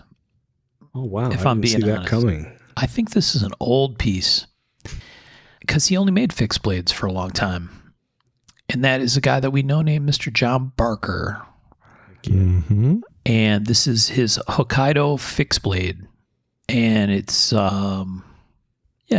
a Tanto, I'm going to say quite Lum-like, but such a cool knife. There was a local guy here in Michigan back in the day when we were doing USN get-togethers and stuff named Mike, and he was a big Barker fixed blade guy. And this is before John was making folders. And I was headed to Blade Show, and he said, "Hey, you know I got a bunch of John's fixed blade knives, right?" I'm like, yeah, they're awesome. He goes, he's got a folder he's bringing to Blade Show. Could you get in his lottery or whatever, however he's going to sell it? I'm like, yeah, sure. 0% chance that's going to happen, but yes, I'll get in the lottery for you, no problem. And I got in the lottery and I got that knife that he wanted. Brought it home for him, which is awesome. I'm like, I cannot believe this actually happened, but here you go. And he's like, what? So That's awesome. yeah, it was a pretty funny story. Was that the year he had Scott Jones there with him Oh, I don't know. from the USN also? I don't. Well, this was at Blade Show, but Yeah. Yeah, I but don't know. But Scotty was off USN. yeah, I don't know. You're selling the carbon fiber. Oh, maybe. Yeah. But this was like John was like, oh, I guess we're going to do some kind of lottery thing, and so yeah, this is a long time ago, but it was a pretty cool experience, and Mike was happy because I got him this folder, and that he really wanted, and yeah, but John made some badass fixed blades. I don't know Yeah, if man. I don't know if he's made them in a while, but he made some really cool stuff. So He still does, just I was a not fan. fixed blades. Maybe not fixed blades, yeah. This one's badass. This one's, like I said, it's kind of not a super huge Tanto, 6-inch blade, 11.5 overall, so decent size. It's got a nice bolster, stainless bolster, and Ironwood. it looks like ironwood, doesn't it?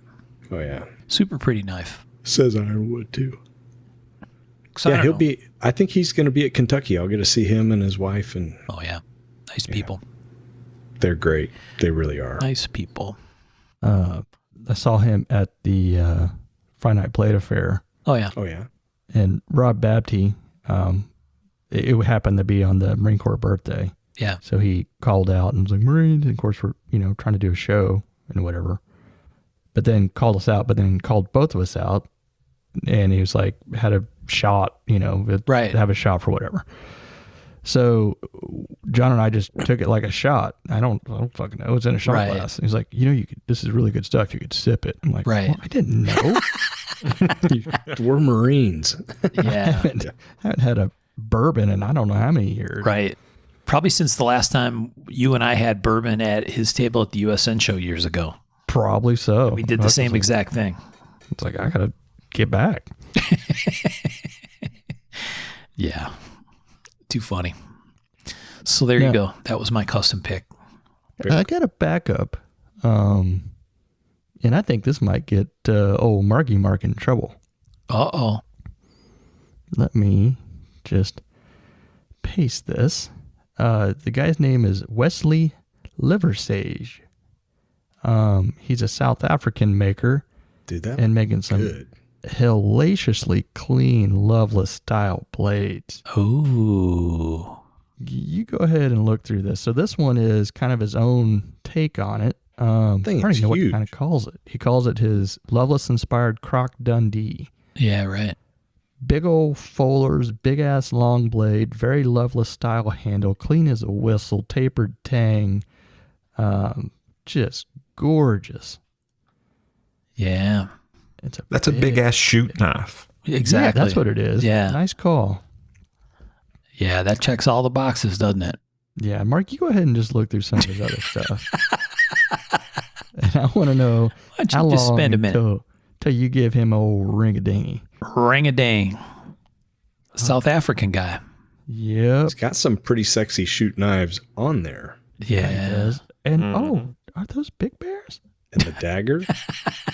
Those, I guess I'll. they are. Look at that. What do you know? Oh, Wesley, look at you. Yeah. Oh, Yeah, thanks for nothing, Birch. I had just put in custom knife in the tag and was just I wasted so much time today that I should have been working finding some of these picks. Yeah. Yeah. But man, you find stuff like this and you're like, damn. Did you see this at the July Knife Makers Guild show in South Africa? July of 2023, he won Best New Knife Maker. What? Oh, dang. Yep. Scroll down the page a ways. Kevin Harvey signed off on it. Yep. Well, I feel like a bag of shit. Why is that? Because He's he's making Best New this? Knife Maker and he's making these. They look pretty damn good. They do look awfully good. But I mean, I wonder how long he's been making. Like Right, some of those, right, it's like 5 years or something. He's been Yeah, making yeah. for a while, obviously, because they look pretty damn good. If it's less than 20 years, then still, I mean, Bert is still feeling like shit. Yeah, that's really cool. I really do like that knife. God, I want one of those. Man, that green canvas, red liner, so shoot pretty. knife. It's pretty sexy. Yeah. Dear Wesley, Right. would you be interested in a Brute de Suck? Right. Trade a blade for Brute de Suck. Mm-hmm. That green canvas Big Bear with the red liners, that's super hot. Yeah, that's what you want. He's got like a stiff horn down there that looks really good. Yeah. Lots of daggers and hunters. Wow. Right. Looks fairly prolific. It kind of is, right? I mean, like, let's Damn. see. Props. All these are within the last year. A good chunk of them, anyway. Damn. Oh, man. I'm over here kicking rocks now. I was trying to The New York trick Mark specials into look buying a good. knife. That Yeah. that grind on the That New one. York special is tough. Yeah. There's a New York special with some super swirly looking, I assume, ironwood that is Yeah. just gorgeous in there. Yeah, very Yeah. polished out. Yeah. Super nice. Well, time to do some we go. research. All of us can go Mhm. feel bad about ourselves. Right. Thanks, Birch. I played myself on that one. You played yourself big time. I have a backup. Oh, all right. What's Real your quick. backup? My backup was a Chris Reeves hollow handled knife, Yeah. the Shadow 1, which I have one of these and it's really cool. I I've got thought couple about of them, picking a actually. Chris Reeve hollow handled knife, but that felt like cheating. So Dude, I- I've got a couple of these and they feel great in the hand and they're pretty Yeah. big and heavy, and hollow handled knives are also really cool. they are cool. Man, not to be sacrilegious, but am I the only one who gets a little bit of that bow chop flavor from the blade on that? Oh, yeah. Oh yeah. Yeah. Yeah. For sure. Another South African. Yeah. Yeah. Yeah. Yeah. These are very capable. So yeah. Yeah. To say A2, the least. I would not hesitate to do combat nasty things to this knife. Well, there you go. Yeah. It's only $1,200 between you and that opportunity, my friend. It's available. I've got a couple of them already. Okay. The only knives I really kind of got rid of was a couple of hollow handles Yeah. to pay for knife making equipment because I always thought I'd get them back. Now they're Fuck. crazy prices, like thousands of dollars. Yeah. Yeah, That yeah, 4-inch Cthulhu or whatever it was. I don't know. The what- dagger? Yeah, the dagger. They're a couple grand. It's crazy. God. But truthfully, yes. If I was doing anything, I would grab one of these in a heartbeat. Oh, yeah. A2. I mean, I don't know if you would, I don't know, find anything better. Yeah. So that's my backup. It's a good backup. I had a backup on this one too. So, yeah, I was like, okay. So with this category, favorite custom combat / fighter, I wanted to go with the obvious choice, which to me is a Rod Chapel Fighting Leopard. Mm-hmm. Like we can't Dude, pick I that. actually looked that up in a book. I'm like, I can't pick that. We already talked about that knife. I know. That's why I didn't go. And then I thought, what's the ultimate big monster fighter? A Big Bear. I can't pick a Big Bear. Everybody knows I can't talk about Big Bear anymore. It's tired. So I thought, a Bob T. Battle Guard. Talked about that knife a ton too. Can't talk about it. I already did that. So like the list was long of stuff that I couldn't talk about. So I picked the Barker. And then I'm like, okay, is the Barker really a fighter? Kind of is. I mean, it could be. I wouldn't want to get in a fight with someone with that knife. Mm-mm. And then after I already made my pick, I remembered this knife, and I thought, okay, this actually could have easily been my main pick.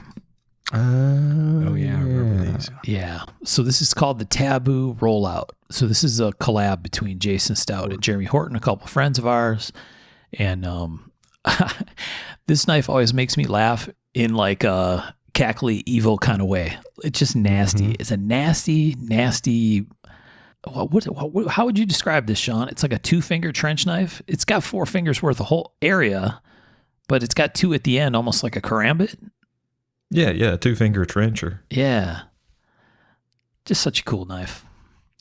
Big old sweepy belly. Got that, what in my mind is always the Sean's spiraling demise shape. That's what it always makes me think of. Good Persian flare. Super chisel stabby ground. Persian nasty guy. Yeah.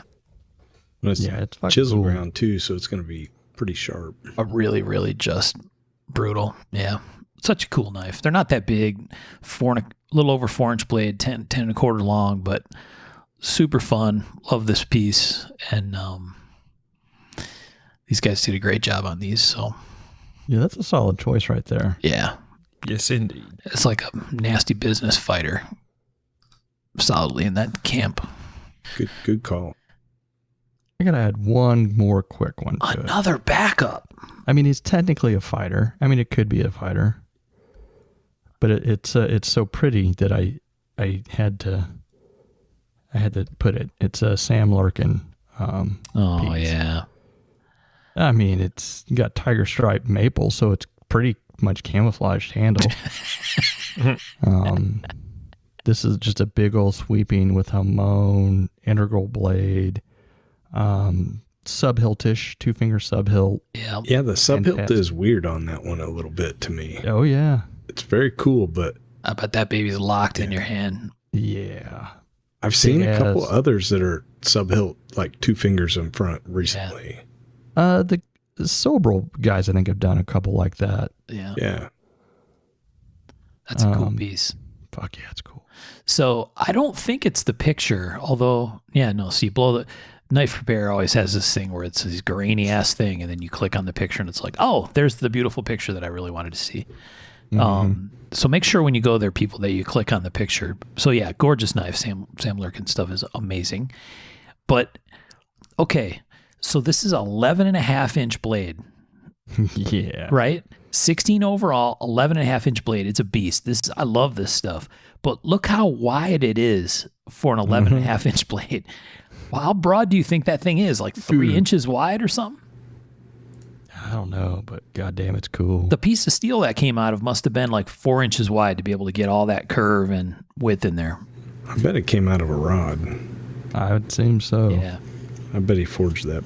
Yeah, it says hand forged W2, but still, that's one wide ass 11.5-inch blade. Damn, that's cool. It is cool. So is surely the subhilt isn't one piece with the knife, right? No. Yeah. That couldn't Can't work. be. Surely. Yeah. Surely. Surely. Don't call me Shirley. Yeah. All right, let's keep moving. We're running along here. What about last one is a fun one. Wild card. Favorite wild card in this sphere? Sean, is that this realm? You guys in your bonus pick. Wild Ugh. card? My wild card is the official issue knife of the Royal Jordanian Army. Oh. And there are 2 different kinds, or 2 different styles. And one is a very wide-bladed jambia, and the other is a very narrow-bladed jambia. Yeah. And they have those are very similar really cool. handles. They both have skull crackers / glass breakers on them. Looks like an injection molded kind of FRN handle. And I believe from the research I did that the blades are high carbon steel. Wow. That's cool as shit. That's real cool. And no surprise to you guys, I like the wider one better. Yeah. Yeah. Are they available anywhere? Jordan. Let's see. Actually, I think Arizona might have had one at one point. Oh, really? Yeah, if you give me just a second. Huh. So it looks like, what is it? Overall length is 13.5, 7-inch blade. Good size knife. Yeah. 6/32. Okay. Yeah. Mike's like, All right. okay, so that reduces to 316. Yeah, Arizona had one. Oh, did they? I'm sending you guys a link right now. Wow. The Royal Jordanian Jambia. You know what's really interesting to me is there's like a stylized Jordan logo on it. Mhm. Yeah. Right? Like it's branded. Yeah. I swear. Oh, by Scorpion Knives. Okay. Yeah. No, it's pay no attention to that other part. The link is hilarious, right? Yeah. Straight up. Military combat knife by Ken Jordan. I'm like, wait, that Jordan? No. Interesting. I want the wide one too. yeah, Sean. the wide one's better. I don't know. Yeah, I like all the day. skinny guy. The skinny's cool, but the wide is really, really cool. Now I have something to look for. It's so classic John Bia, right? It just like, Yeah. yeah.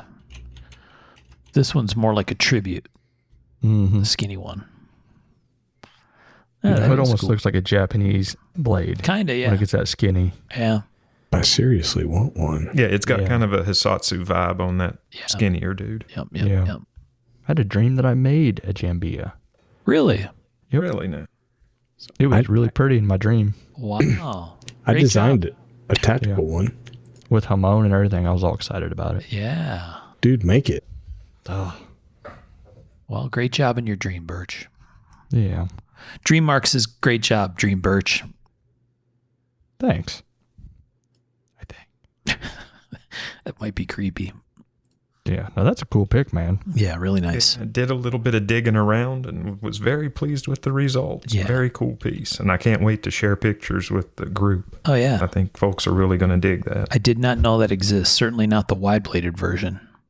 Well, man, I knew see what got me going on it. I knew Mick Strider had done a Jambia for some Middle Eastern nation. Oh, really? Yeah, That's there cool. are pictures out there. Oh, dude, it was wicked cool. He did a very fucking bang up job on it. And in looking for that, I found this, which is an actual issue weapon. Right. Very interesting. I can't find one anywhere. Tom's on a quest. If someone wants Found to a buy rubber training- crate, Do what?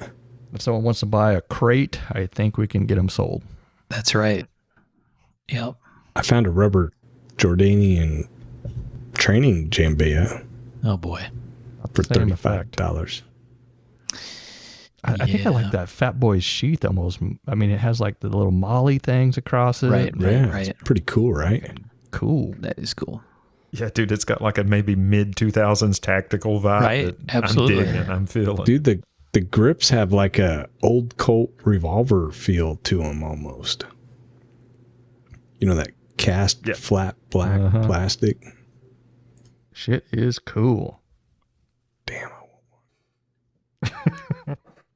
Excellent choice. Now, if anyone out there has a lead on these, That's right. You let old Tom know. He's out here getting whipsawed. An entire show, he's like going all kinds of directions. No, don't Listen, tell Mark. listen to him He's, clicking. he's busy Him buying. with his emotions. Big bears. Yeah, right. Right. I'm trying to send this guy money for this fucking Model 18, and it's like it's all something screwed up. So I got to figure out what's going on. Okay. You'll like the 18. It's a cool knife. Yeah. I love the 18. I thought I had one, but I don't see it. So I might end up with two. Hmm. Hopefully the one you have is a 5-inch. Exactly. Yeah. Okay. Wild card. Michael, your Yes. turn for wild card. We all love daggers. We do. We talk a lot about daggers, but I don't think we talk about this one very often, and we should. And I don't know why it gets forgotten. The the Sod Sod. Desert dagger. Hell yeah. yeah. We talk about the Mark II a lot. We talk about, but damn it, I forgot how cool and awesome the Desert Dagger was. You guys, when you see it, you'll recognize it. It's fantastic, gorgeous, quintessential SOG dagger. Oh, yeah. It's got the Uma Thurman's knife in Kill Bill. Craton exactly. handle. Dude, they Yeah, did awesome. Creighton so well. Yeah, man. Now, whatever they used for like their Tiger Shark and shit was dog shit, but their Creighton was good stuff. Mm-hmm. Some serrations, you got plenty of dagger for stabbing. Your good little fuller, just gorgeous. And of course, I didn't have one as a kid, and now they are expensive. Right? This is how it works. Yeah. But I will keep looking. I mean, that's a lot of stuff we look for is the crap we couldn't get as kids. Right. Yeah. That's vintage now, Michael. Oh, that's wild. We're so old. We are super old. The other daggers they made that I really liked was it the Pentagon that had like Pentagon yeah. was a The- small one. it came out to the tip and then it like reinforced Tanto like both sides. I don't know, Yeah. it like was a shark tooth at the end. Yeah, it was almost like a Stygian dube or whatever it's pronounced. Yeah. Skindu. Thank you. Yeah. All those they did them so well. Yeah, those are $325 on eBay now. Good Lord. Which are? The Pentagon. No way. Yep. I was just Googling those on. Wow. Crazy. Mm-hmm. I mean, they weren't that expensive when they were new. Nope. Not at all. Oh, man. They were really Yeah. cool, though. That was one I feel like we hadn't really talked about much, and it needed to be thrown in the conversation. Very nice. Very nice. It's a good one. I dig it. Yeah. What about you, Tom? So I came up with something that I think we mentioned, but we never really talked about a lot. But I really like these. It's the model 1917 trench, but it's the one with the triangular blade. Mm. Yeah. I really like that triangular blade for some reason. I really, really like them. I don't know. It's funny anymore. It's like on Instagram or Facebook or whatever, you see that twisted dagger that they're like, this wounds from this can't be sewn up, blah, blah, which is stupid. But these were like the original, and I don't know. It's like a ice pick on steroids with some brass knucks, and seems pretty straightforward. You should be able to figure out how this works. Yeah. I used to hate these when I was young. I was like, it's so stupid. But now it's just like, they give you that kind of like, ugh, kind of feeling to it. Because it'd be sneaky holes. You would just start leaking. Shit, yeah. There would be no effort pushing those through into something. Mm-mm. And they're putting 8-inch holes in people with minimal effort. Yeah. So I'm going to throw this out there, and I may have ordered one, but Atlanta Cutlery has a reproduction. Ooh. And they look pretty good. Like the sheath looks pretty good. Everything looks pretty good. So I might have purchased one. Man, You know what? damn, that sheath looks nice. Yeah. For $120, I was like, I should buy one of these. Yeah. So, Man, that used to be my jam. I just need to get on their damn catalog again, because that used to be one of my favorite things to look at was Atlanta Cutlery catalog. yeah. Cutlery Shop and Atlanta Cutlery. That's how I learned about all the ethnic knives and bayonets and weird shit was. Dude, I Cutlery. bought a kukri off it probably in 88, and I found it the other day, and I was telling Ben about it. I looked on here. They're $90 now. They were $14 back then. But Yeah. just such a cool catalog, and their reproduction stuff is actually pretty good, honestly. One of the things I clicked on, a model 1917 bolo knife with scabbard, $129. Yeah. Made at 1075. Get after it. Which I wonder if they still do a hard copy catalog. I'm just saying, it's a pretty cool place. That's the one that I like, Michael, that 1917. Mm-hmm. And that actually, that scabbard is very similar to the actual issue. They were canvas, metal reinforced with leather. And they have the British WW1 Robins of Dudley, $79. Really? Yep. With the funky perpendicular blade thing? Yep. Wow. Oh, shit, dude. Yeah, did you find out, Sean? Do they have a printed catalog still? That's cool. That would be really cool. I think they do. I'm going to sure call they the do. toll-free number tomorrow and find out. There you go. I'm pretty sure they do. Yeah. That's I mean, their becoming catalogs lost are art. always put together nice. Yeah. Oh, Yeah, great. Was it Hank Nickemeyer that, or no, who was the guy that, they had some dude that always was doing reenactments and stuff back in the day. Oh. Was it Hank Reinhardt? Reinhardt, that's it. Yeah. Yeah. And he had, that dude I've was got actually book. a sword expert. I mean, he knew his shit. Yeah, I've got a couple books by him. Hell yeah. Damn. Very cool. Nice. So yeah, that's what I had. For your wild card. Yeah. They've got a really nice repro of the original Smash It. Yeah, Oh, really? I saw that. Yeah, like really nice. Here, Huh. Mark, I'll send you a link to it. That actually looks a lot like the Fair Sword a little bit. It does, yeah. Looks like the back is cast pewter, maybe? I don't know. Huh. Looks really good. You don't think it's aluminium? Probably. Oh, yeah, probably. Right. Yeah, it's cast at aluminum. Very cool. Yeah, that is a little bit like that sword thing, isn't there, though? Fair Sword. Fair Yeah. sword, yeah. Huh. Cool stuff. Yep. Very nice. All right. Well, my wild card pick. I think I'm last. This is the last one, right? Boo. You're gonna like it though. This will make Michael happy. For my backup, I picked. This would be hot to have in the Backup? collection. I'm sorry, not my backup. My wild card pick. Oh, yeah. Dude. Whew. Bob Lum, large upswept fighter. Look at that thing. Beautiful. So this is a upswept. It's not a Tanto. 15 inches. Stainless guard. Yeah. Big knife. 9-inch blade, almost 15 overall. Really nice stag. Matches really nice on both sides. What a killer piece this thing is. Just fabulous. Yeah, dude. Good pick. Fuck, those things are gorgeous. Isn't it though? I mean, those are legit grail. Like Yes. His stag work was so nice. Yeah. Yeah. I guess we all need to have people to aspire towards. Right. I got that small stag hunter, but some of his bigger pieces is something that, fuck, I'd love to have. Oh, yeah.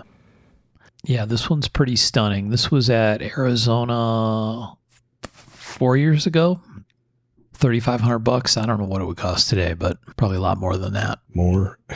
Yeah. Just such a beautiful knife, though. And a big old beast of a lum. Yeah, man. There's one in one of the books that's got, it's similar to this size, but it's got almost like that pirate ship type of cutlass blade Cutlass shape, yeah. that I've been drilling over for years and years. Yep. Deep in someone's collection.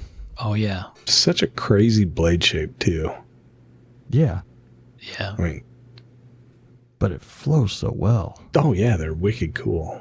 I think I have the pattern for that design. Oh, really? Yeah, No Bob shit. Lum's pattern. Wow. There's another stag fighter on their site, a couple of them, but that upswept really got my attention. Such a cool shape, very sword-like, Mm-hmm. and almost short sword sized. Yeah, Which it's I one of do. those that you can almost just have and be like, I don't really know if I need other knives. I don't need other fixed blades. Collection ender. I don't Yeah. want it then. Right. I don't want to stop I don't want to collecting stop. knives. Spoken like a proper junkie. I don't want to stop. I've been being very good lately. It doesn't sound like it. Well, Why? I just ordered one of these. I just got one of those. I just got a new Randall. I just got a. I haven't got any. Well, I did get a new Randall pretty recently, but I'd done a trade with Aaron a while back, and he was like, part of the deal was he was going to pay for the next Randall that I had come out. Okay. So you got a Sasquatch in mammoth ivory. No, it was he knows what I have coming. I got a Randall 19.5 green linen micarta handle with a compass and a double nickel silver guard. Oh, yeah. Ooh. So a 19 is a fighter, which is kind of a odd beast, and it's really cool. Yeah, that is interesting. I love their, like you were talking about it the other day, the hunters and stuff that they make into fighters with double guards. Yeah. Very, very interesting to me. Yeah. So Yeah. I mean, I think I've said this on the show before, but aside from the historically interesting pieces in the Randall world, the Model 46F is the one that gets my attention every single time. That's my backup fighter. That's my backup wild card. So curvy, soggy. It's Yeah, I just sent Soggish. a picture. Just sent a picture of mine. It's sort of like this chocolate brown micarta brass guard. I like the double, the nickel guard, but this one's got a straight thick lug brass guard, which is kind of cool. Or, yeah. So it's kind of Yes, interesting. I guess that combo. was green micarta at one time. Yeah, it might have been. Might have been. That's really cool. Huh. It's a pretty knife, right? Yeah, the lug guard is cool. Yeah. Or not lugged, but holes in it, I guess. Right. Like a Like shooting survival knife, shoot knife style. Yeah. Yeah, I love that piece. It's cool. It's almost got that OG Zachariah, whatever it is. Yeah. That not the name. tendon cutter. Yeah. I love that shape where it's got that, like the scallops almost at the top. Mm. Like the scallop off the guard and then a scallop onto the swedge and then the sharpened swedge. Just such a cool blade. Oh, yeah. I think when I bought my first Randall, maybe, I think Bobby Branton had a 46F that had ivory micarta handles, and I didn't buy it. It was very Kronk-like scenario. I asked about it. I talked to him about it. I hemmed and hawed about it. I said I was going to sleep on it, and it was gone. So I didn't even just walk to the bathroom like happened to me when some other people stole it from under my nose on the other part of the world. But so yeah, so I'm waiting right now on a 4.6 fighter with an Ivorite handle to make it all right. That is pretty cool. So we'll be double fisting the 4.6F, Congrats. and it's got the F right in the name. Fighting knife. It's very on topic. Indeed. All right, boys. We did it. It's been a long one. You know who's going to love this one. Yeah. Yep.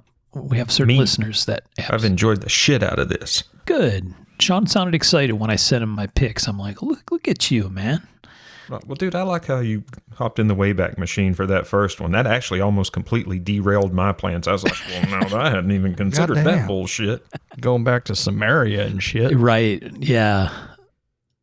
Yeah. The Kopish was like kind of a reach, but hey, Fucking Tales of Gilgamesh and his sword. exactly. It was a solid military knife. No doubt about it. Shit, yeah. I'm just saying, Sean, I'm not super happy with this. You Well, that doesn't sound like it's much of my concern. I know you gave me something super cool and it's not available, bro. Right. Man, thrill of the hunt, right? Thrill of the Yes. hunt. Damn. This is that like a virgin moment for you, man. Yeah. Desire is the devil's candy. You're going to have to enlist in the Jordanian army. That's what this all comes down to. You have to take a little hiatus. Join the Jordanian military forces, get your issue knife, and come on home. I'm not sure this is going to go real good. This could end badly. That's fair. Just saying. How bad do you want the knife, though, Tom? That's really the question. That's what it all comes down to. Pretty bad. I want one, but If you had a Star Trek transporter, you would be there signing up right now. pretty cool, man. I is really pretty cool. think they're pretty cool. And it's pretty cool that like the king was like, hey, my badasses need a cool knife. Jambia. That's pretty cool. Yeah. That is cool. Yeah. All right. Well, it's been interesting and fun and a little history lesson in here as well, right? On some stuff. I learned some stuff. Yeah, always good. Just so everybody always like, oh, we lose money when you come out with a new one. Well, we do too. So We totally do. We totally do. All right. because we bring you the cool stuff. We sure try to. All right. Well, we need to say thank you to our friends on Patreon like we did up front. We appreciate you. Thanks for sticking with us and keeping the lights on around here. And to George at AMX and our friends at Giant Mouse. We appreciate all of y'all, and thanks again for all of your help. I guess here with us recording, very recently, right, this week, we unfortunately heard of the passing of Grant Hawk. Grant and his son Gavin, I would say, incredibly innovative knife makers, right? Definitely yeah. way outside the box on lots of cool and interesting stuff. Very, very creative. The obituary write-up that Gavin shared on Facebook was That really was awesome. beautiful, I thought. Yeah. Yeah. Very nice write-up about Grant, and gave some of his personal Very history. interesting. Yeah.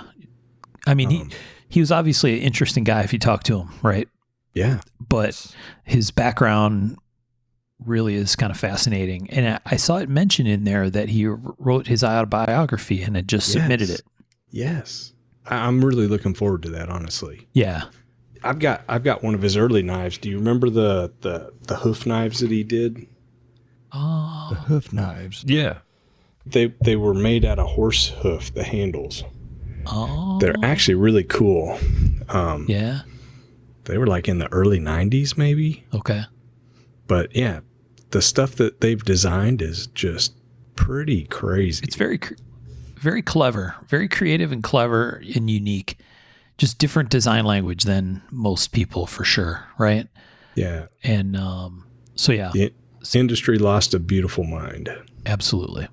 For and a sure. wonderful person. Yep. So rest in peace, Grant, and to Gavin and the family, our condolences. Yes. Yeah. Rest in peace. All right. Well, that's it, fellas. Thanks everybody for listening, and we'll talk to you next time. Thank you. Thanks all. Oh, take care, folks, and remember to check out our pics in the Facebook group. Yeah. And share any information you have that we were not able to give. Please and thank you. Send Tom the enlistment paperwork for Jordanian military services so we can get his knife. Pretty bad. Tickets to Jordan. Clackety, clackety, clackety, clack. Right.